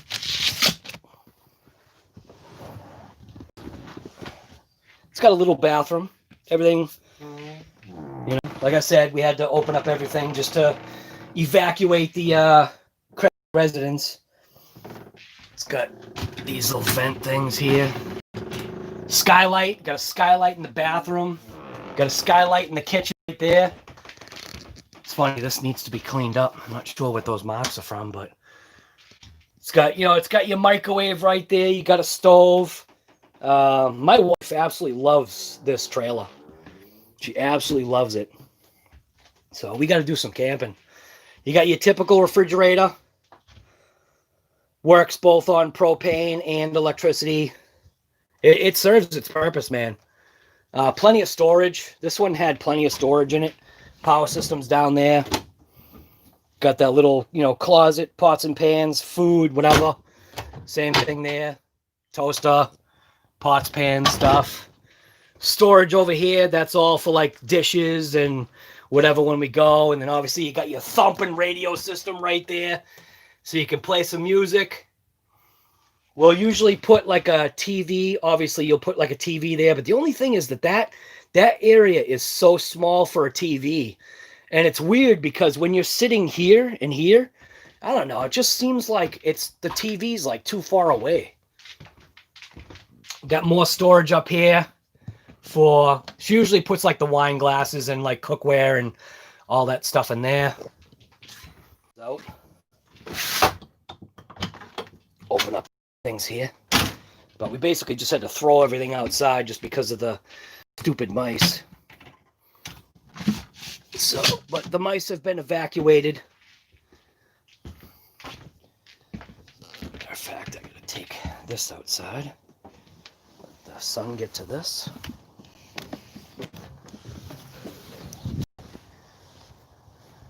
What are you looking at? Huh? What are you looking at?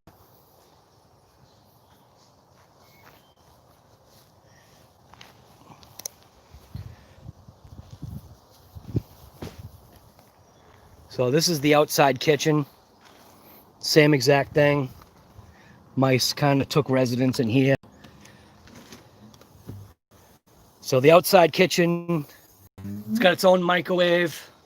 It has a refrigerator that goes here, but I realized that the mice were actually like trying to make homes in all of these areas, and somehow the mice were getting in there. So I'm gonna take your dry sheets and just shove them in there. Makes it smell nice in here.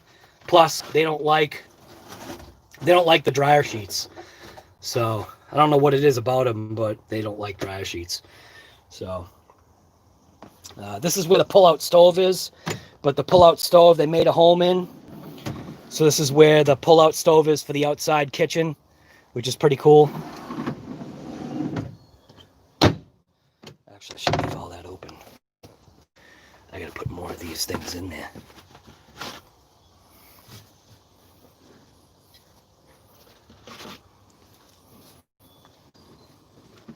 Suffocate them. Suffocate those little bastages. Suffocate them with the dryer sheets. Plus, it makes things smell nice and fresh when you do it like this. So, there's the refrigerator right there. So, this is a 30-foot travel trailer that gets pulled by Big Black right there. Big Black's always doing work. Big Black pulls this little beast here. This thing is SOS. Oh, white SOS pads. That's right. That's a great idea, guy. Dude, that's an awesome idea. I like that idea. SOS pads. That way they can like eat them and die. I don't like mice. When mice take up residence in my trailer, I hate that. Needs a little bit of cleaning on the outside here. It's obviously been sitting for a couple years, but you know, we go in every year, we clean it all out, make sure it's ready. I think because of the corona junk that happened, I don't think we're going to be doing any camping this year, but oh, who knows? Who knows? We'll see what happens. What are you doing, Haley? What are you doing under there? Staying nice and cool? Huh? What you guys doing under there, huh? Come on. Come on, Haley. Come on. Daisy, come on.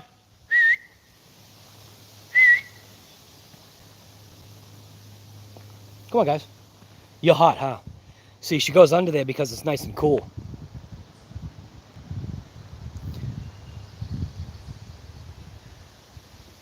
take a walk out to the backyard track, but I think I would lose signal.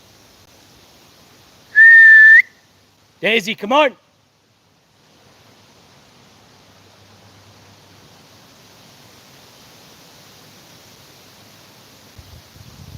I have no idea where she went. She's probably pooping in the woods. Oh, there you are. Come on. Come on up. Good girl.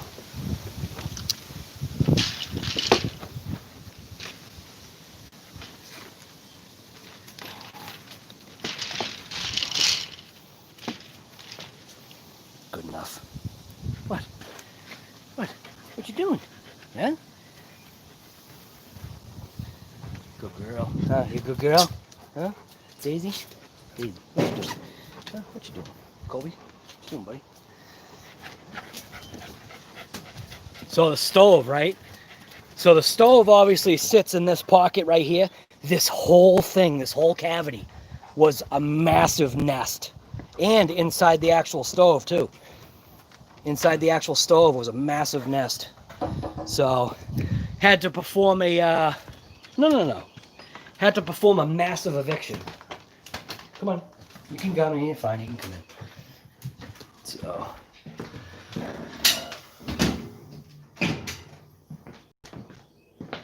So this kind of turned into a weird episode. Follow me as I open up my trailer. Ah.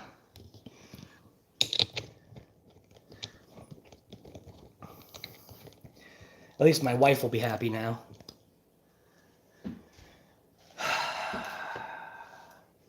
And that's important. You got to make sure your mate is happy. What's going on, man? Oh yeah, the backyard track, like that wooded area. Yeah, that's nice. I've been trying to like turn that into a track for a while, and it's getting pretty tuned up nice. Big Black with its plow definitely helped that out. You know, if obviously I had like an excavator or a little mini track cat or something like that, that would definitely help with a bucket. But right, RC Car Garage Home Adventures. Watch me put on my shoes. And you know what's crazy is I'm not moving right, just because of that stupid brace thing. It's making me so I'm like walking weird. I hate braces, man. They can't chew the Brillo pads, right? Yeah, the garden actually is getting out of control with weeds because obviously I haven't been able to get into the garden to, you know, rake out all the weeds that eventually grow, but the plants are growing. The weeds are just also growing too. Weeds always grow at an accelerated rate in that garden.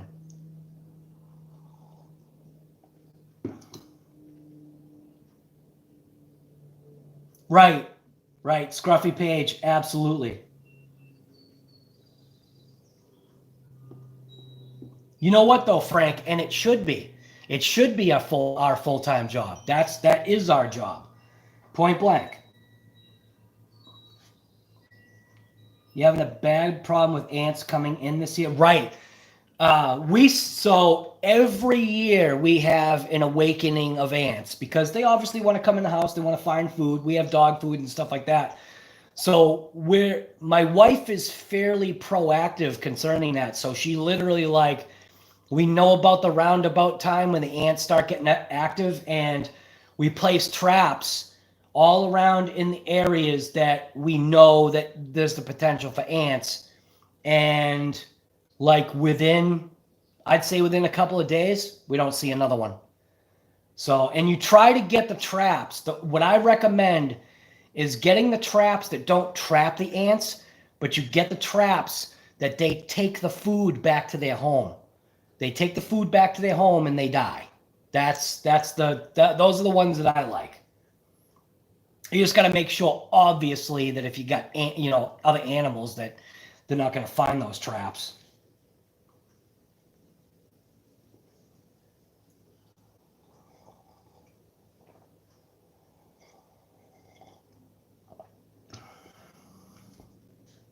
I like that idea of the SOS or Brillo pads. I definitely like that. That's a good idea.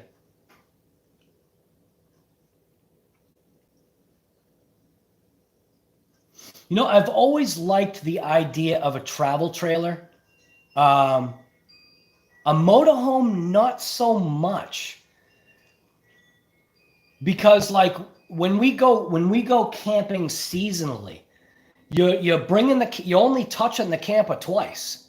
You're bringing it and then taking it home, unless you can leave it there over the winter. So when we would seasonally camp, we would take it up, like, I forget what the starting date was, like April or something. Can't remember what the first day was, but it's like from like April or something like that to, I think, October 15th or somewhere around there is the last day. So the trailer just stays there the entire season, which is nice. And that way then you can take whatever car you want, you know. The RV thing, you know, like the regular driving RV, I do see the appeal in that. But for us, we're not there. Plus, those things are expensive. Holy smokes. You kidding me? There's no way we'd be able to afford one of those things.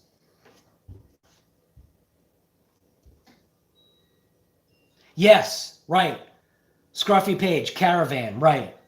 Right. You know what we call a caravan? Here, watch this. Watch. Google will probably get it right. I'm going to just literally do this off the cuff. Show me images of a caravan. Check out these pictures. Images. Look at what shows up for caravan. The literal caravan. 2016 Dodge Grand Caravan. So these are caravans to me. Oh, thank you. Isn't that funny? That's one of those ones. But yeah, I see also. What is that? There you go.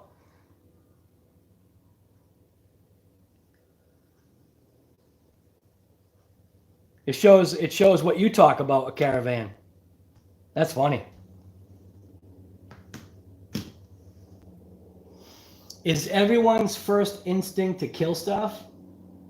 Wow, what happened?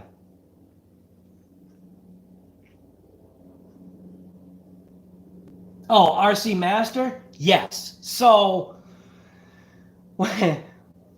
my theory is, I'm not invading your home. You're invading my home. Therefore, your life now has less value. That's just my personal opinion. So I have no interest in trapping mice to just release them back to the wild in order for them to populate and come back into my house. If you come in my house, you die. Well, I'll give you a chance. I'll throw you over the fence. Like if I catch a mouse, I won't kill it. I've never used traps inside. Like even when you see like the way I'm handling my mouse issue in the trailer, we're using stuff to like deter. Like, we don't want you here no more. We're gonna put stinky, you know, dryer sheets in here that you don't like. Go away. But an ant invasion, yeah, kill them all. No, thank you. No, I'm good. You come into my house, you're dead. Spiders, spiders I'll take and I'll flick those out the door. That's different. But ants, nah. Ants cause damage. Especially if they're the carpenter ants. No, thank you.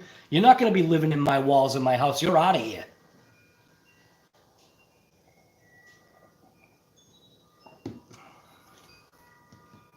Steel wool, you can shape it better. I like that. I do like that idea, man.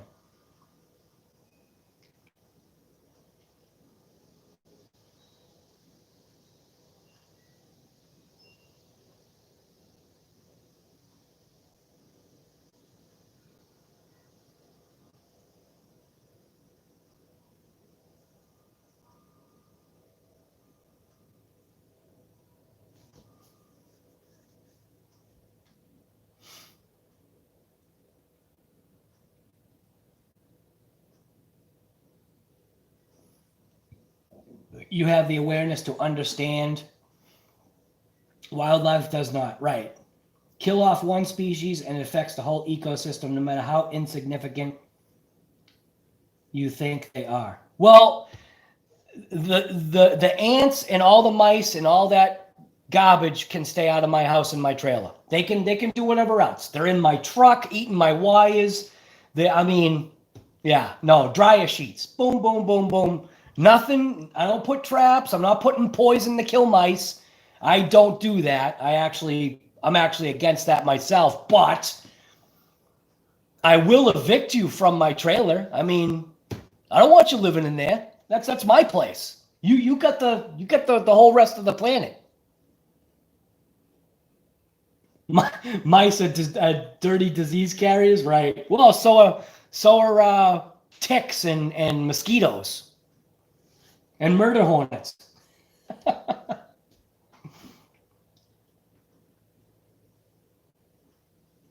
Oh, RC Masters, stop it. Now you're going overboard. Now all of a sudden you're talking about, yeah, don't even get on that subject. Let's change the subject. How about that? Hey, anybody going to join the RC Guy Garage Rally Challenge?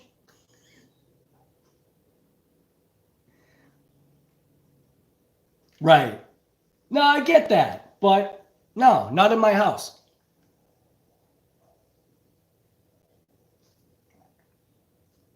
They got the whole rest of the planet. They got the whole rest of the planet to have.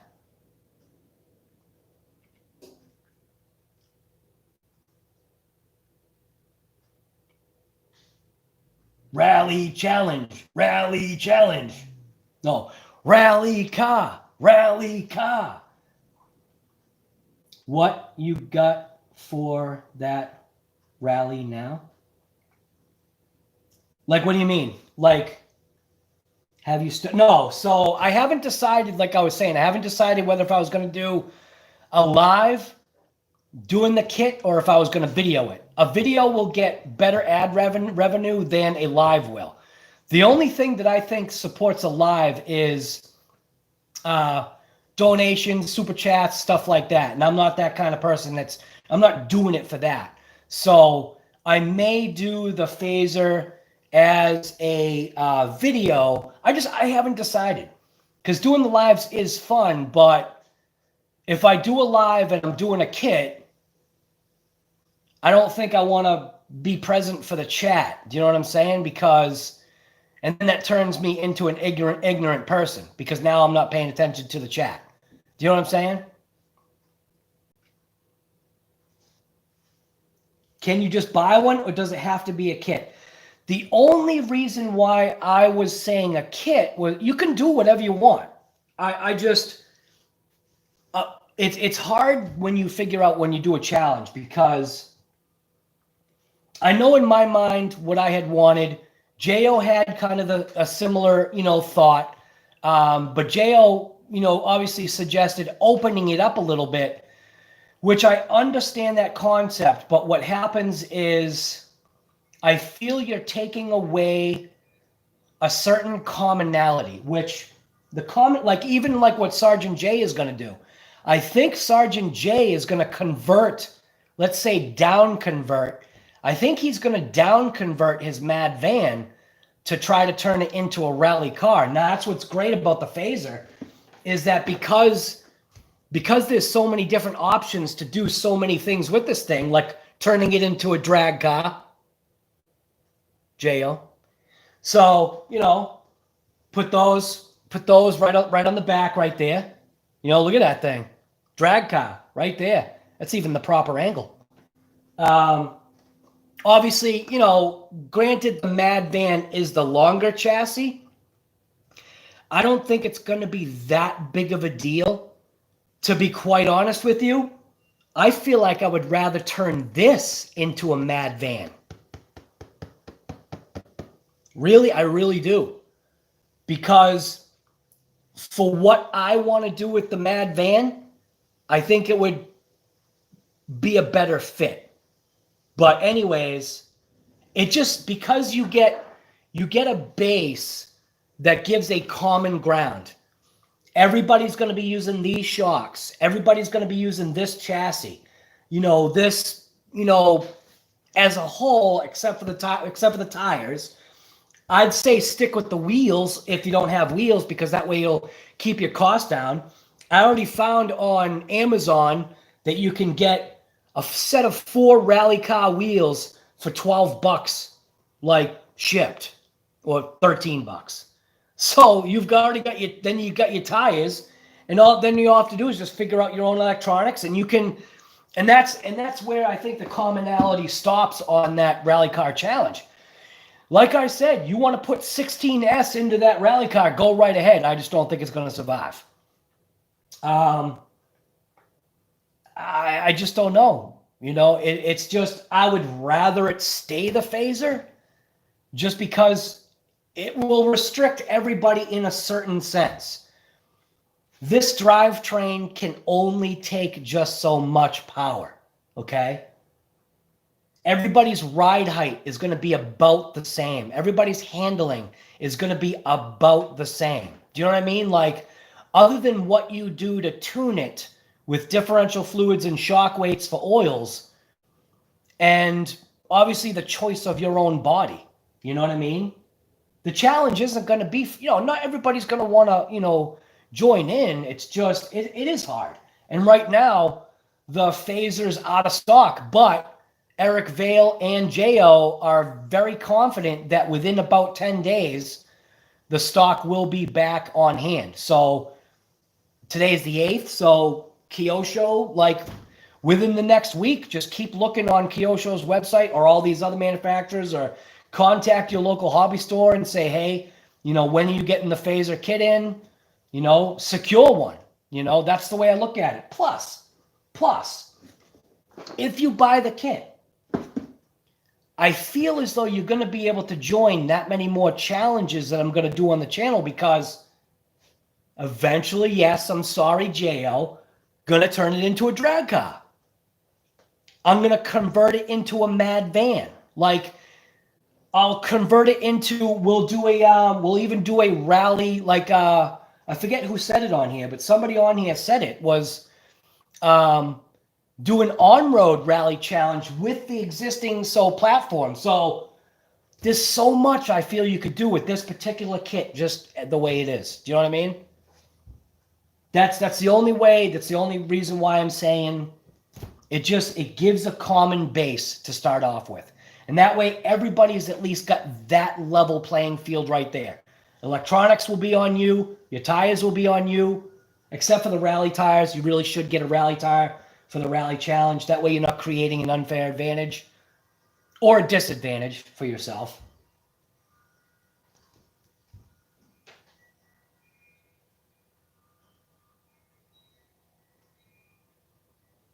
You bought an MK2 Phaser Rage, which Riff, you should be able to down convert that to a rally car. And it shouldn't be that bad. You know what I mean?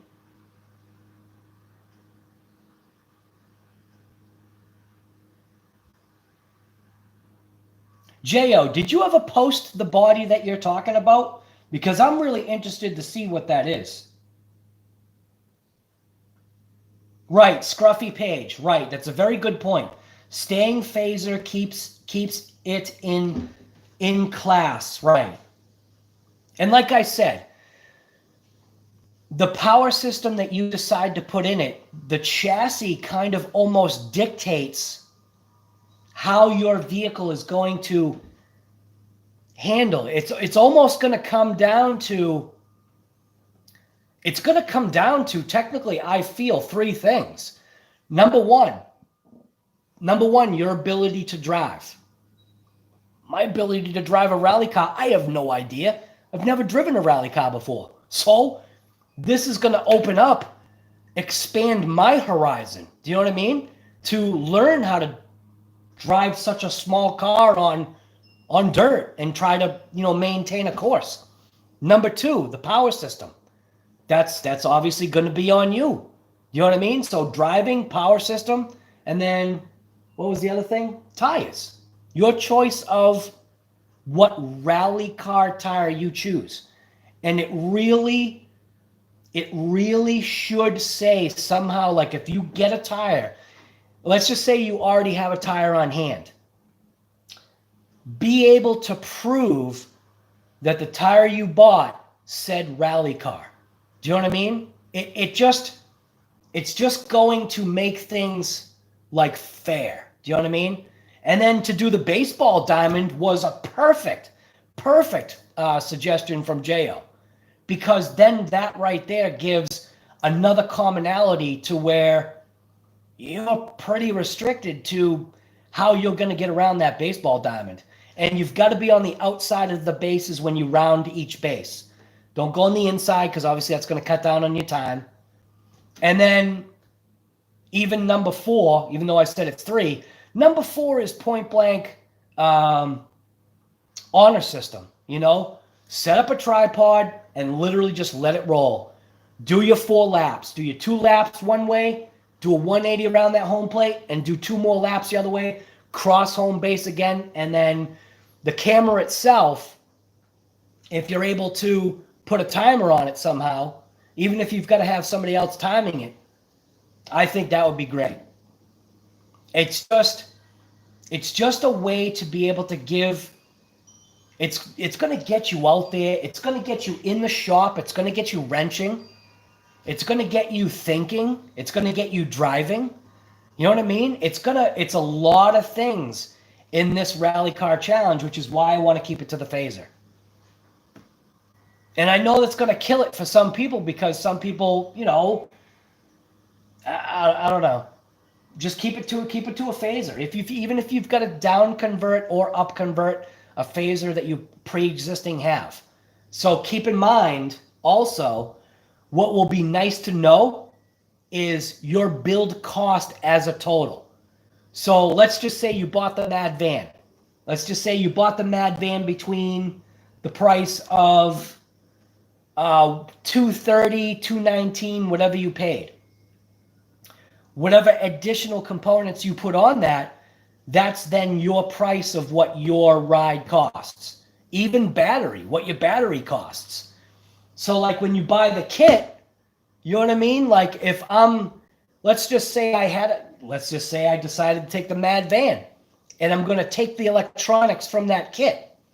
I'll have to like almost deduce in a certain way, okay, Mad Van costs this much. If I rip the electronics out of it, install it into this, there you go. Then you know how much your kit costs as a total. Or if you want to just go all out and go nuts and buy a Mamba Monster XLX, 16S, just like crazy beast, and put 5,000 S into it and just go nuts and smolder the thing as soon as you plug in the terminals. You know what I mean? Like, the whole point is wrenching, getting out there, being able to convert and change to different challenges that are going to be on this channel. And not only is it going to get exposure for point blank this channel, that has to be king for me, that has to be the most important thing for me, but it's also going to give you guys exposure because you're going to be part of the whole deal. Do you know what I mean? Like, I think it's a great idea.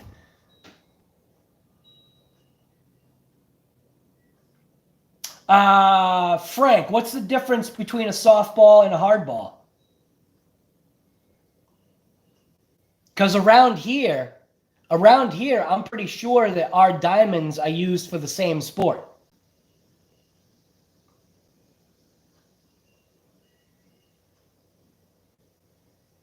Right. Okay. So a 60-foot baseline diamond. Right. So what I was going to do is I'm going to take my measuring device, which Jo, do you have a way to measure? Like, that's what you should do yourself. Because I'm going to take my wheel, my measuring wheel, and I'm going to measure the diamond that I've got access to. I'm going to do like a video on it. I suggest like you do the same thing. You want content for your channel? Jo, measure the diamond. Talk about the rally car challenge. Just get some content out there, you know? Yeah, get out to your diamond and measure your wheel. Yeah, measure your wheel. Measure your diamond. It's content. Just put it out there. Just say I'm joining the RC Guy Garage, or combination between myself and RC Guy Garage. We're doing the rally challenge. Here's my baseball diamond. I'm going to give you some numbers. I'm going to give you a scope of what it looks like. This is potentially the vehicle that I'm going to use. Blah, blah, blah. You know, the whole deal. Just make content, man. It's the whole point. Make the content, you know?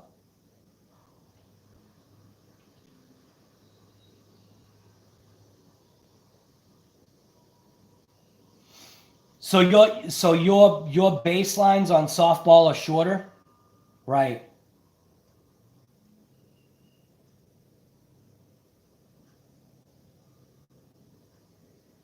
Yeah, I think as far as I'm aware, we don't have any softball fields. As far as I'm aware too, is if you've got a softball field, granted I could be wrong, you've got to have a baseball field too, right? Because doesn't that kind of go hand in hand?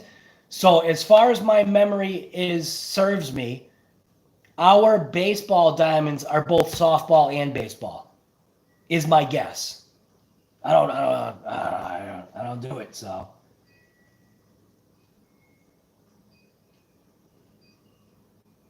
Yo, what's going on with you? Good morning to you as well, man. Good to see you.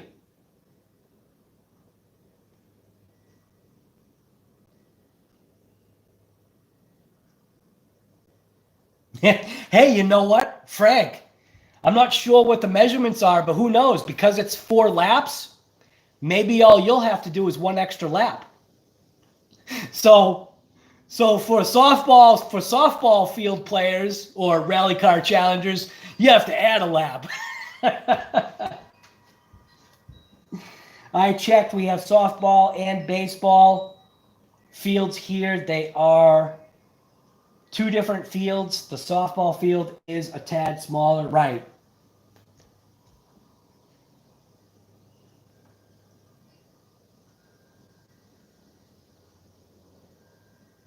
Oh no, DO. Oh no. So all right, so your max has a dead ESC and your wife ran the Senton into a mud hole? Oh no. The fields are the same, the baselines are shortened. Okay.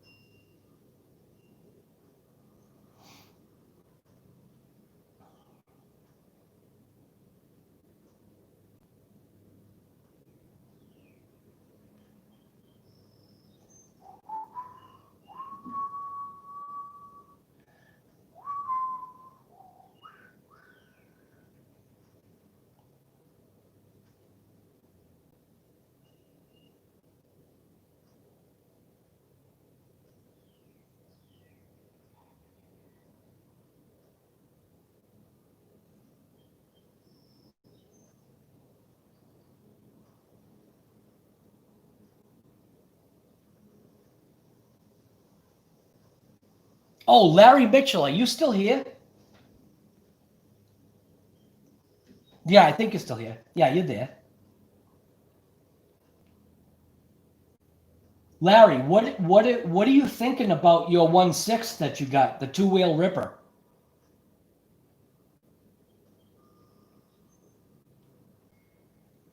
Frank, you're ripping your UDR?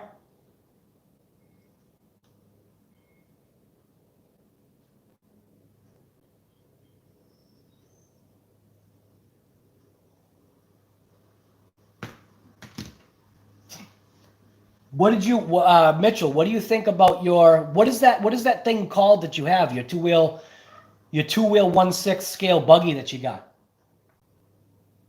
You like it? You just got to tune it, right?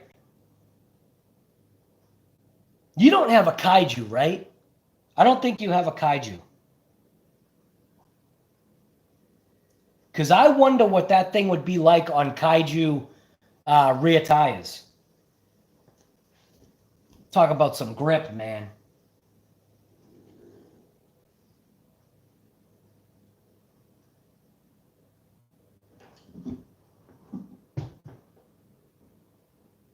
Phaser, car, or kit. Due to having no bindable controller or spares yet. Yeah, well, I mean, that's fine. The whole thing is that you're at least going to have the platform. That's the biggest thing, is having the platform. You just have to be able to put rally, you have to be able to put rally car wheels and tires on it. Please don't mention the UDR. Oh no. Bandit. The UDR is awesome. Off-road racing dune buggy, you know it, man.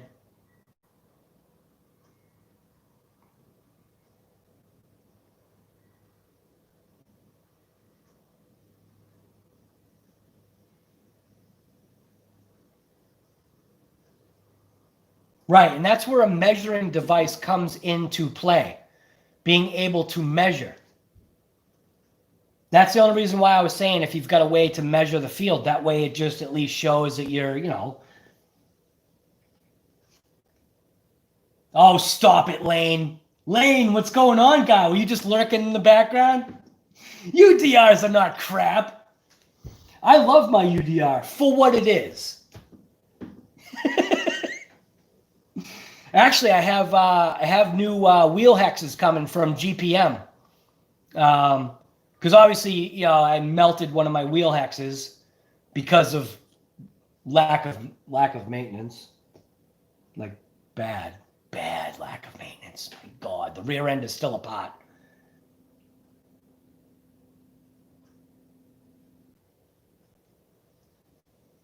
What happened? Holy cow, man, your video description blew up. What video description?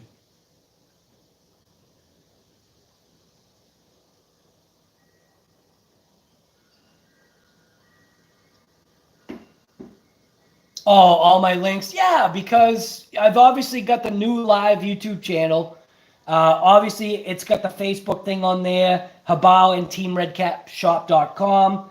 And then the links themselves, though, those have kind of, I've always tried to keep them in there because those are links to personal things that I have used, bought, and they pass my my test to where I feel confident enough to go ahead and throw them on there, you know. Robbie's RC, what's going on, man? Appreciate that. Don't remember it being so many? Yeah. It's not always there. I try to remember to put all the links there. You broke an axle a few weeks ago. I'm not placing an order because I've not broke any of my other RC. Right. Lane, and I kind of do the same thing. You wait until you can put in a real order of parts to justify paying for shipping if you have to. Right. You're not placing an order for $12 worth of parts. Right. Or a few $12 parts, right.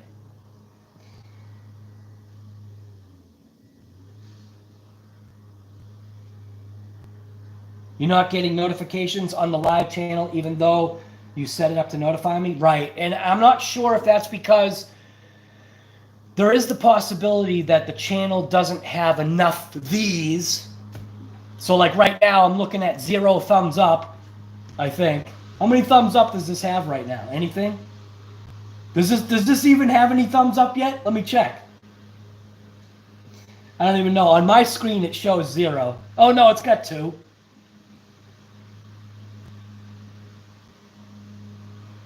We are experiencing technical difficulties. Yeah, thanks. My videos. Thumbs ups. What do we got? We got 25 people watching. And no thumbs up. Oh, 37. Okay, that's not bad. But YouTube likes to, all right, so you guys know how YouTube works, okay? YouTube wants to know that the people that are watching the channel, they want to make sure that the channel you're watching, the content is interesting. That's when advertisers will attach onto the channel. So obviously the more ads that YouTube can have on a channel, the more money they're going to make and the more exposure the channel's going to get. It's like a vicious circle. Do you know what I mean? Number one, advertisers have to be able to advertise on the channel, which is why I try to do within my best ability to keep every live and every video I do clean. It's very important for advertisers to know that your channel is safe. Do you know what I mean? Like right now, I'm at the point to where I don't have to individually, go through some crazy process. Now I just hit, is my video safe? Yes. So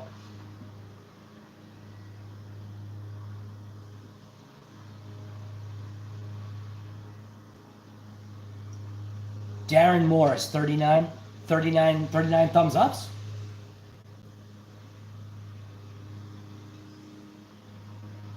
Yeah, it's only showing 38 on my end. Somebody gave it a thumbs down. I got somebody that obviously hates me. Every video I've got now literally gets a thumbs down. Like instantly. I got a thumbs downer. I don't know how. Why would a live get a thumbs down? We literally talked about exactly what the thing is. You're tired of everything being on back order, right? Yeah, but that's because of American privilege. Us Americans, we're overprivileged into thinking that we should be getting everything like that. You know what I mean? We should have everything yesterday, and there should be an end to no tomorrow. Or there should be no end to tomorrow. We should have everything yesterday and no end to tomorrow. It was Mitchell? Right, because of his timeout? Nice. We figured it out. Mitchell's RC gave me the thumbs down. Nice. Just because he had to be put in a timeout. Some people may be jealous or trolls. Yeah, I don't know, man. What's there to be jealous of, though? There's nothing. I'm wearing a Chevy hat. All right, should I go get my Ford hat? Fine, I'll get my Ford hat. Is that going to give me another thumbs up? All right, fine. We'll take the Chevy hat and we'll just throw it away. All right, take the Chevy hat and throw it away. All right? Does this make you happier if I put on my Ford hat? And then it's going to piss people off that I got a Ford hat on, and then throw that hat away. And then you look at my hair being a mess. I'm still waiting for that Mopar hat. Somebody's supposed to be sending me a Mopar hat. I'm waiting. I'm still waiting. Yes, Ford. Right? Hey. You know what, Scruffy Page? There's another thing that's for Ford. So people say fix or repair daily, first on race day. Let's see what else. There's another one. There's another one. And one of the guys that used to work for me, he's the one that told me this one. And he actually told me two. Both of them, I can't say the right wording on this, but it's effed over rebuilt Dodge. Okay, that's the other one. And there's another one that I can't say just because it's a very sensitive subject, but it's concerning Pontiac. Because there's a word that's in it that you can't, that's inappropriate to say. But the guy that told me It's okay for him to say it. Do you know what I mean? And I thought that was funny. I'm telling you, that guy, he was like an off and on employee, meaning number one, he should have been born he was born a comedian. He should have been a comedian. He shouldn't have been working for me. The guy had so much talent. He was wasting his life away. He was such a comedian. He could get anyone to laugh at any point in time. It doesn't matter what happened. Your grandmother could have just died, and he could have cracked a joke that would actually at least make you smile. That's how talented this guy was. And as far as being an artist, he made me a logo for my company that I had like 20 years ago that I never ended up using, but he did it during lunch. And he used his pencil from his pouch and drew on a wall my logo. Like, it was crazy. Right, being sensitive is how this all started, right? Right. Exactly. Lane, you got it right there. Poor old noob thinks it's a Cadillac. Yep. Chevrolet cracked every... Dude, I like this one. Cracked head, every valve rattles, oil leaks every time. That's awesome. Dude, I love it. Right, the Pontiac one is bad, right? But the guy that said it to me is what made it funny. You know what I mean? That was the best part. Flip over redirections, right? Dude, I love that. Robbie's, that's a good one, man. Right, you can see the real time, right? In Massachusetts, exactly. Right, that's perfect. Also, you got Alexa right there. What's the weather today? Alexa, what's the weather today? Right now in Plymouth, it's 81 degrees Fahrenheit with mostly cloudy skies. Today's forecast has some sun and thunderstorms. With a high of 84 degrees and a low of 70 degrees. Yeah, I can... Happy Wednesday. Same to you. That's nice of you to say. Right. I like the noob one better. That's better. Lane, that was perfect, man.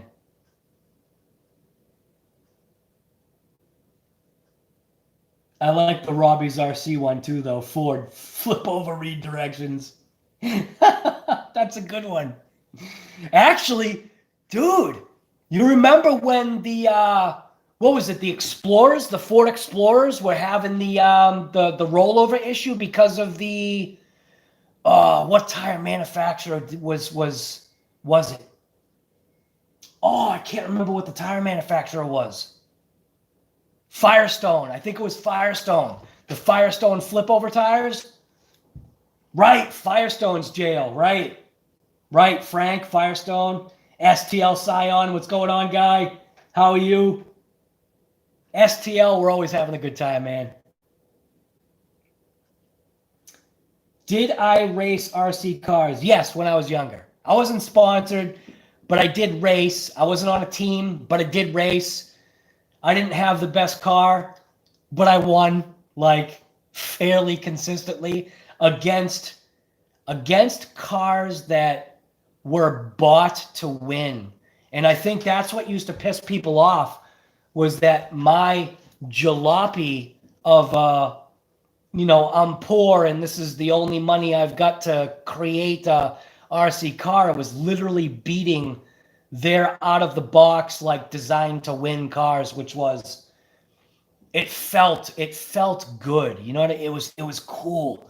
But a lot of people would just get bent out of shape. It's just like, you get some older people there that would get, ticked off.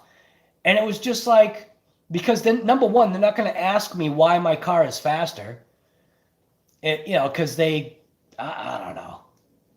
Dude, I remember everything. I remember even the motor spray that you would put in to kind of nitro boost your cars. All the stuff that I used to do. The cut brushes. It's just one major thing. I used to melt down ESCs all the time. Like literally, I remember racing my RC in a race and all my MOSFETs were gone. I didn't even get to finish all the laps. My ESC heated up so bad the MOSFETs just flew out.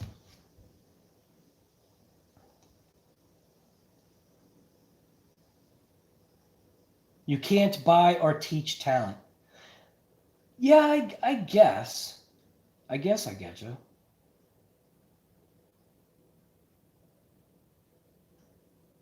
TP power motor is all the power you need as far as brushless goes, right?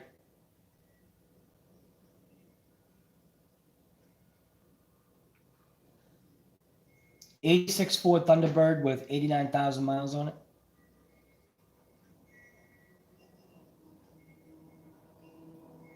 But Robbie, I don't race anymore. Racing has, for me, racing has become too, it's too restrictive. I'm not a racer. I even back then, I wasn't a racer. I was just a kid just having fun. You know, that's literally what it was about. And yeah, I'd get a smile on my face when I'd win a heat, when I'd win a heat. You know, well, that's what we call them. We call them heats.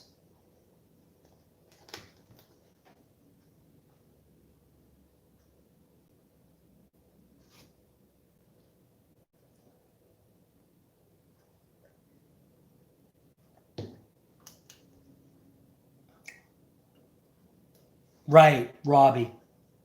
How long have you been racing for? Like, when did you start? Like, how many years have you been doing it?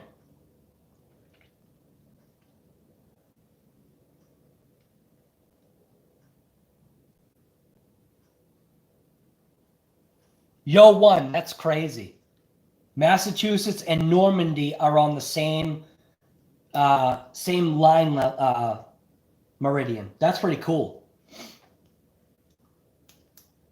40 years. Wow, dude. That is awesome. Holy smoke. Now, what do you race? What kind of cars do you race? I'm assuming, are you like carpet track, or do you like, because I never raced carpet track. I only raced dirt. So the track that we had an indoor dirt. It was the best. An indoor dirt track. The only bad thing about it was that the dust was crazy sometimes.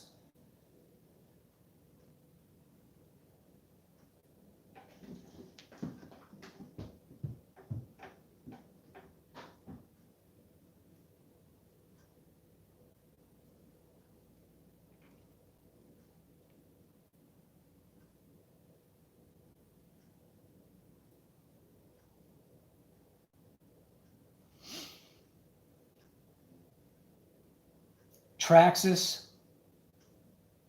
Mud Boss, and Street Stock. That sounds pretty cool. What is a Traxxas? I don't even know what a Traxxas Mud Boss is. Traxxas Mud Boss. Oh, a sprint car. Is that what you do, a sprint car? Now that's cool. If that's what it is, you do sprint racing? Or am I wrong? Traxxas Mud Boss. Dirt oval, so like a dirt oval. That's actually cool. Looks like a sprint car to me.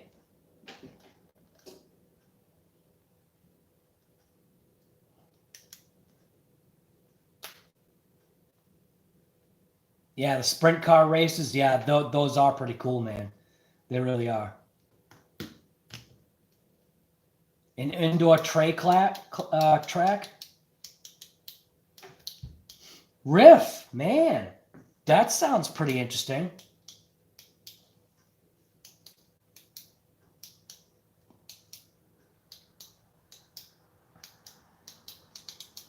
Yeah, Robbie's RC. That's pretty cool. Traxxas Slash with a dirt modified body, right? That's pretty awesome, man. Robbie, are you part of my Facebook group? I'm thinking no. An indoor clay track. Oh, that's awesome. What time is it? It's almost 1. I think a couple things might be getting delivered today. One thing I actually want to show you guys, if it gets delivered today, I'm gonna check delivery right now to see if it's here or not. But there's actually one thing that I wanted to show you. Oh, it's delivered. Ooh, a couple things are coming. All right, I'm gonna go out and get this package right now. Supposedly it's here. Yeah, it definitely is here. All right, I'm gonna go get this package right now. I'll be right back. It's something that you guys might be interested in. I've already been trying it and using it, but now I got a different one, and you actually might want it.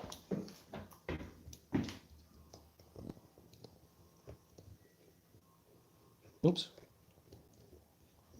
So instead of leaving like I said, instead of leaving like a blank screen,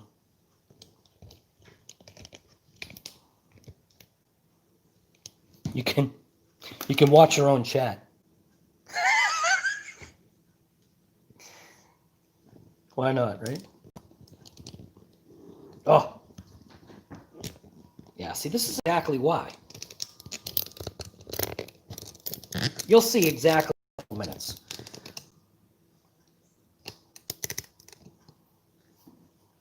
I could go like that. Oh, it's rotating down. Why is it always doing that? Just do it like that.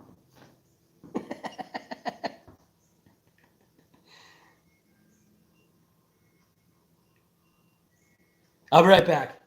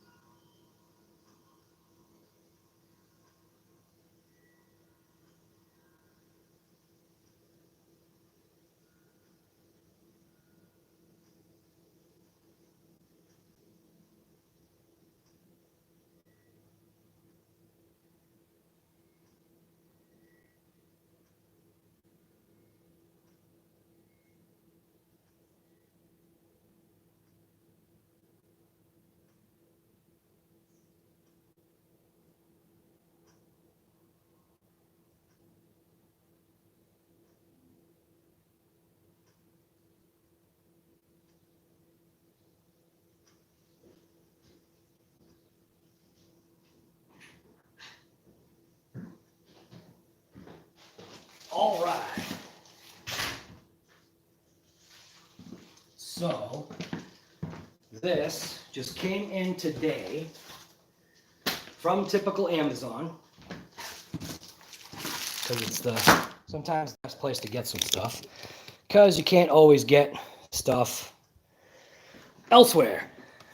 So right here in this package is something that if you do like filming of your RC cars or whatever, or you just do filming in general, this might be something that you want to get. Very small package, but what it does is it provides an easier way to manipulate your camera and get better footage. So yes, I know. There you go. There's the part number. You can see where it's made. Here's what it is. It's what you need. But this is something that like I said, I've already been using this. I just had to get another one. So I got a different one because I want to try out, you know, you want to try out different products of kind of sometimes the same, well, the same product, but different manufacturers. So how do I even open this? This right here, this is what's called a magic arm. And what's great about this is just how you can,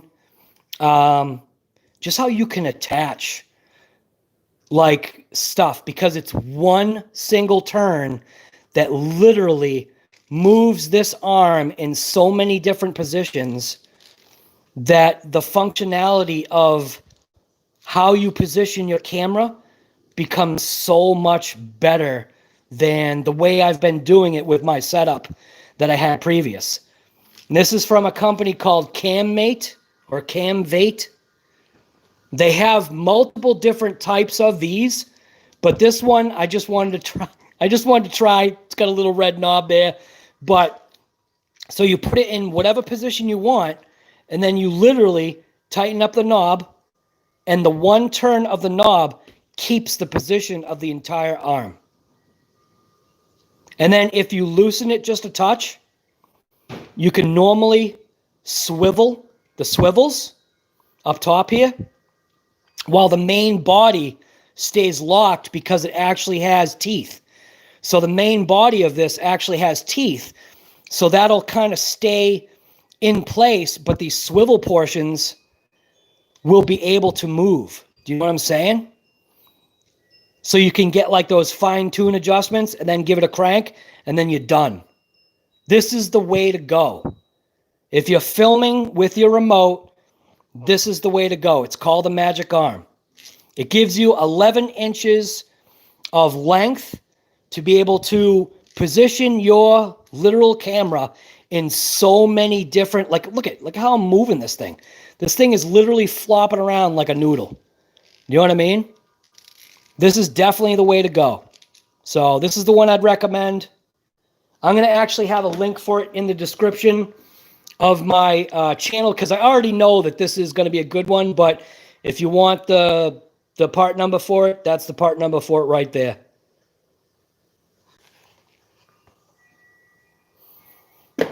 Yeah, Mets RC, be careful, will you? Come on, guy. Is this Mets or is this Billy Bob?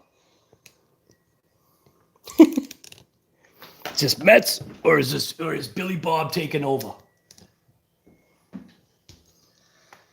So, yeah, this thing, I already know this is gonna work. This is gonna be mint. It's actually for a DSLR. So even like within this piece, it gives you different ways to screw things down. So if I can show you, it's made for a DSLR camera. This is called a shoe mount right there. Usually mounts where the flash goes, but I think it was like you can find them pretty cheap.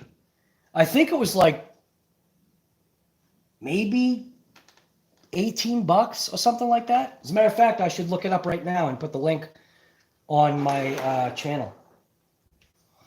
That way it's just going to point blank be there. So if you want to get it, I can give you the exact link to it.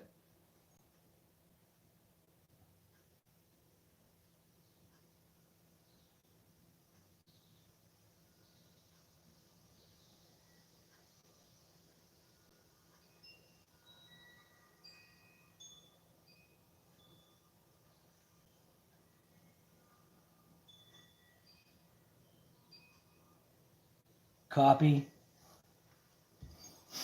I'm just going to go into, where is it?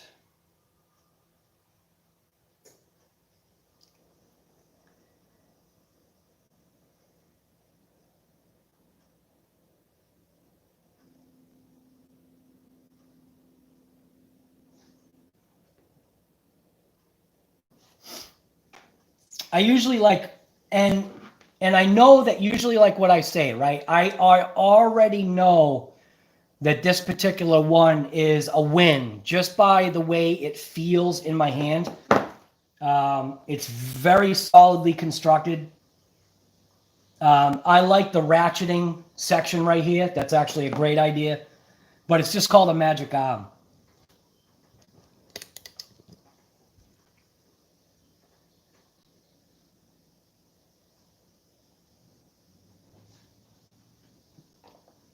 I'm just getting the link to actually put on this channel. Or this, whatever you want to call it.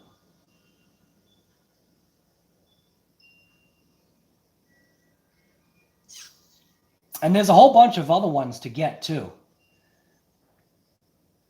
But I'm listing the one that I specifically got.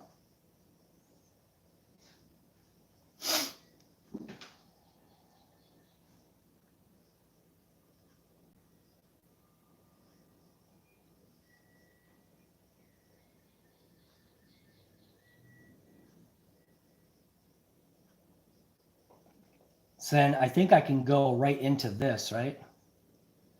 Actually, I have to go into create a studio. You'll actually be able to, I think you'll be able to see it like right on the thing. Create a studio.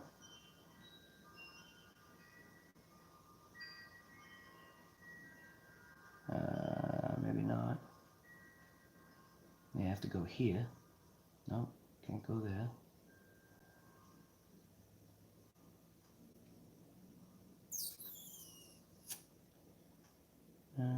There we go. So I can go in there. And I think I can actually comment. I think I can actually comment on this, right? Can I comment on this? How do I? Oh, it has me not signed in. What? What are you talking about? Open. There we go. So this is the link for that magic arm right there.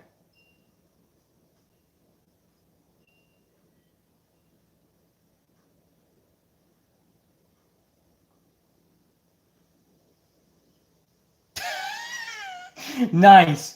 Just walk backwards, Frank. That's a good one. Chest cams are the...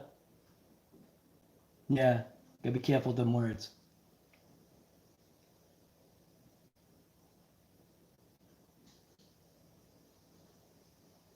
Gonna have to rate the chats because of Mets, right? Why is Mets being messed up? Oh, Billy's taking over. That's why. So you gotta watch out. You gotta watch out for that Billy Bob guy. Pre-installed with COVID-19. Right, Frank, I actually have, if you want to laugh, there's a video on my channel with my daughter and I. It was unboxing the GoPro Session 5, and that's literally what, yeah, you just got to check it out. It is pretty funny.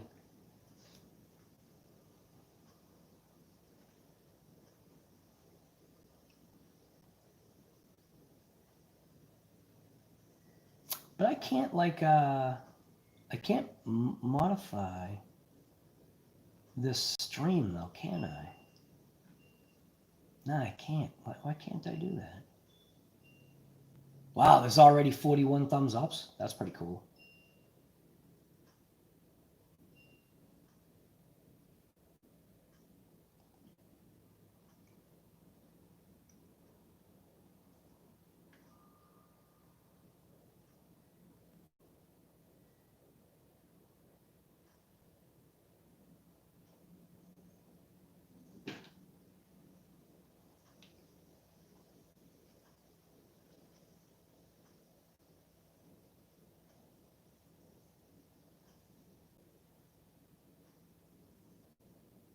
Right now, I'm just texting Mets RC.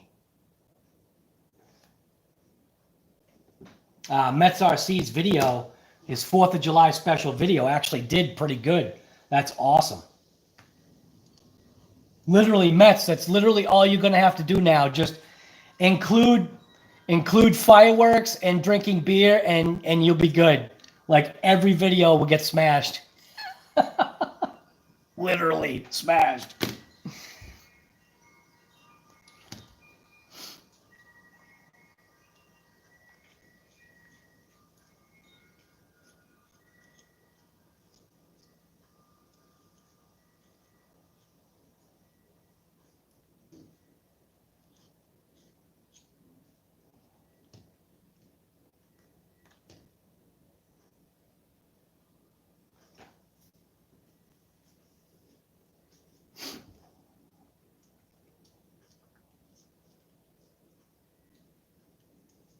Flame transitions, right. Yeah, the transitions can be kind of cool.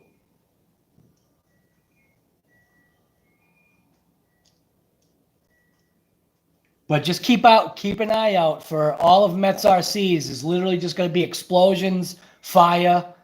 Just every video he puts out, something's going to happen now. Nice. See, Riff, you were only at 100 just the other day, right? Yes, Mets has a channel. It's called Mets RC. It's the blue wrench guy there. Everybody on here should have a channel. Everybody, I think, that's on YouTube, don't you just inherently already have a channel? I think that's the way it works, right? Robbie sent pics to the Facebook page. I'll check it out. You sent pictures to the Facebook page.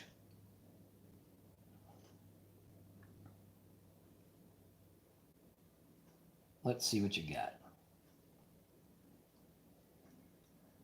Back out of there.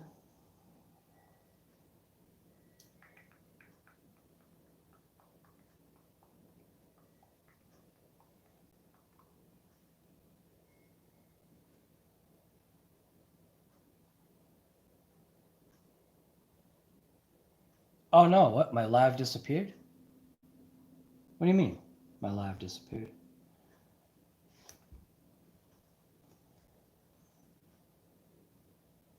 We're on right now. We're live right now.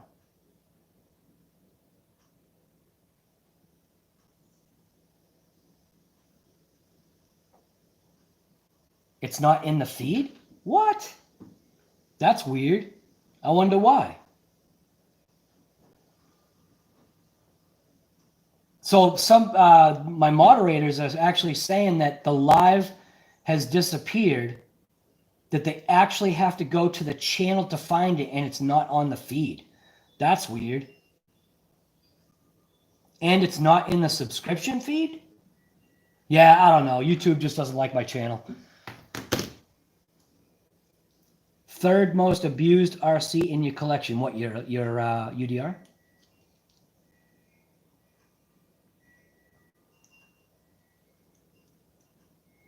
Yeah, and you point blank know the what? Why am I holding that up? Why my UDR broke was because of lack of maintenance.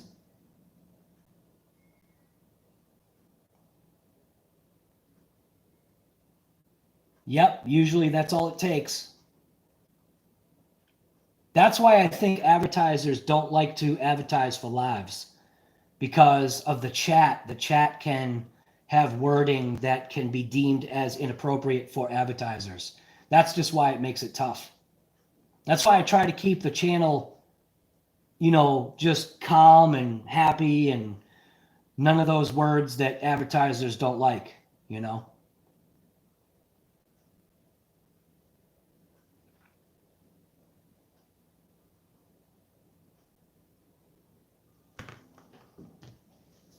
All right, Mets, we'll see you later, man. Thank you for coming by as usual.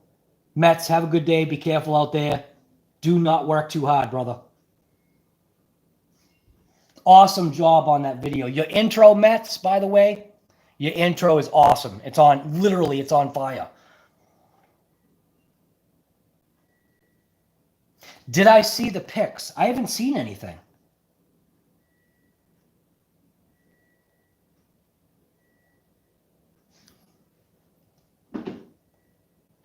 I'm on it right now.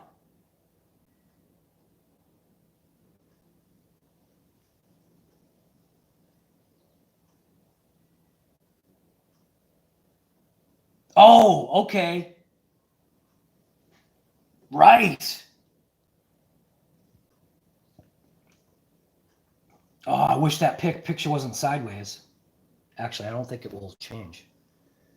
So these are the pictures right there. These are the pictures from Robbie's RC.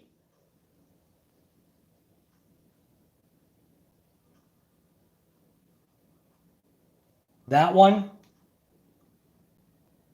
And I think this one right here. Right there.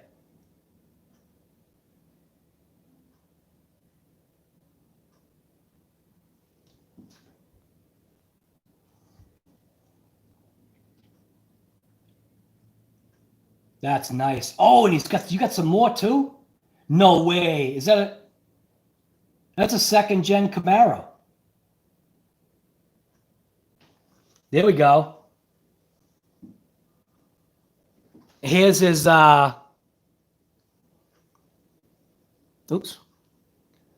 Here's his sprint car. Looks like he's actually at the clay track.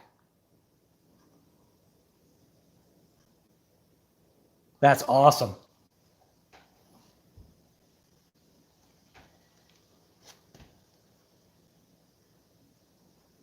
That is pretty cool.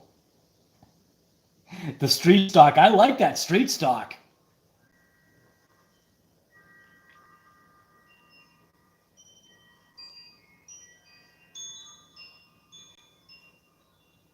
Trying to zoom in on the tires that you got there on the street stock. Banditos. Bandito short course, right? Is that what that says? Bandito short course?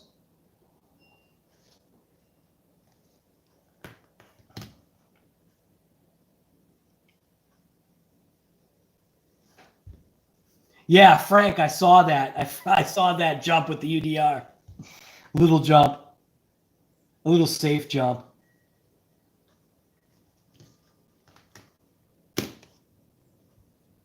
All right.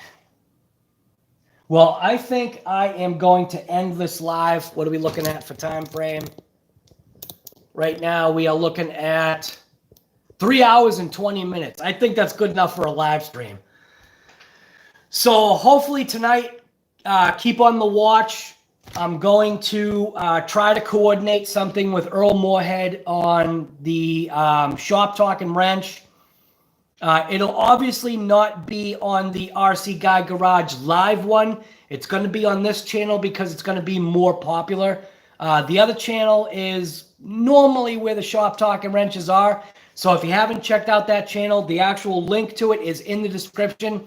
Don't forget to subscribe to that channel as well and make sure the bell notification is turned on. But after, we got to see how Earl's work day is. He's going to have a pretty tough day today. So I'd like to coordinate it tonight, but you never know. He might be just too wiped out. You know, he still has to do the single dad duties. So, but anyways, thank you for the riffraff.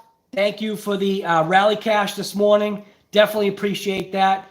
Any donation given to the channel, obviously, unless you deem it to go somewhere else, goes to the Rally Car Challenge, and it's just called Rally Cash. So, but we've got Gus's Custom Creations, Snowman, Rift to the Raft, Frank is here, Frank Slugger, Frank the Slugger, Frank Sluga.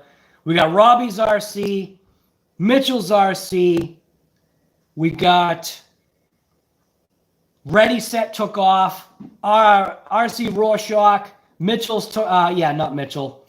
Mitchell had to be put in a timeout. He had to go think about his actions of the day. JORC, Lane Wait, Mets Took Off, And I think that is about it. Just going back. I think I got everybody. I think I got everybody that's at least talking. So, right. So everybody, like I always say, just get out there and rip it, because point blank, that is what you should do. And I don't know if I'm going to get out and rip it today. I probably should, though. So, all right, I'm out. You guys, hopefully we'll see you later on Shop Talk and Wrench, StreamYard. Hopefully with Earl Moorhead, we'll see. We're going to talk about the infraction. So we're out. You should get out too. Just get out there.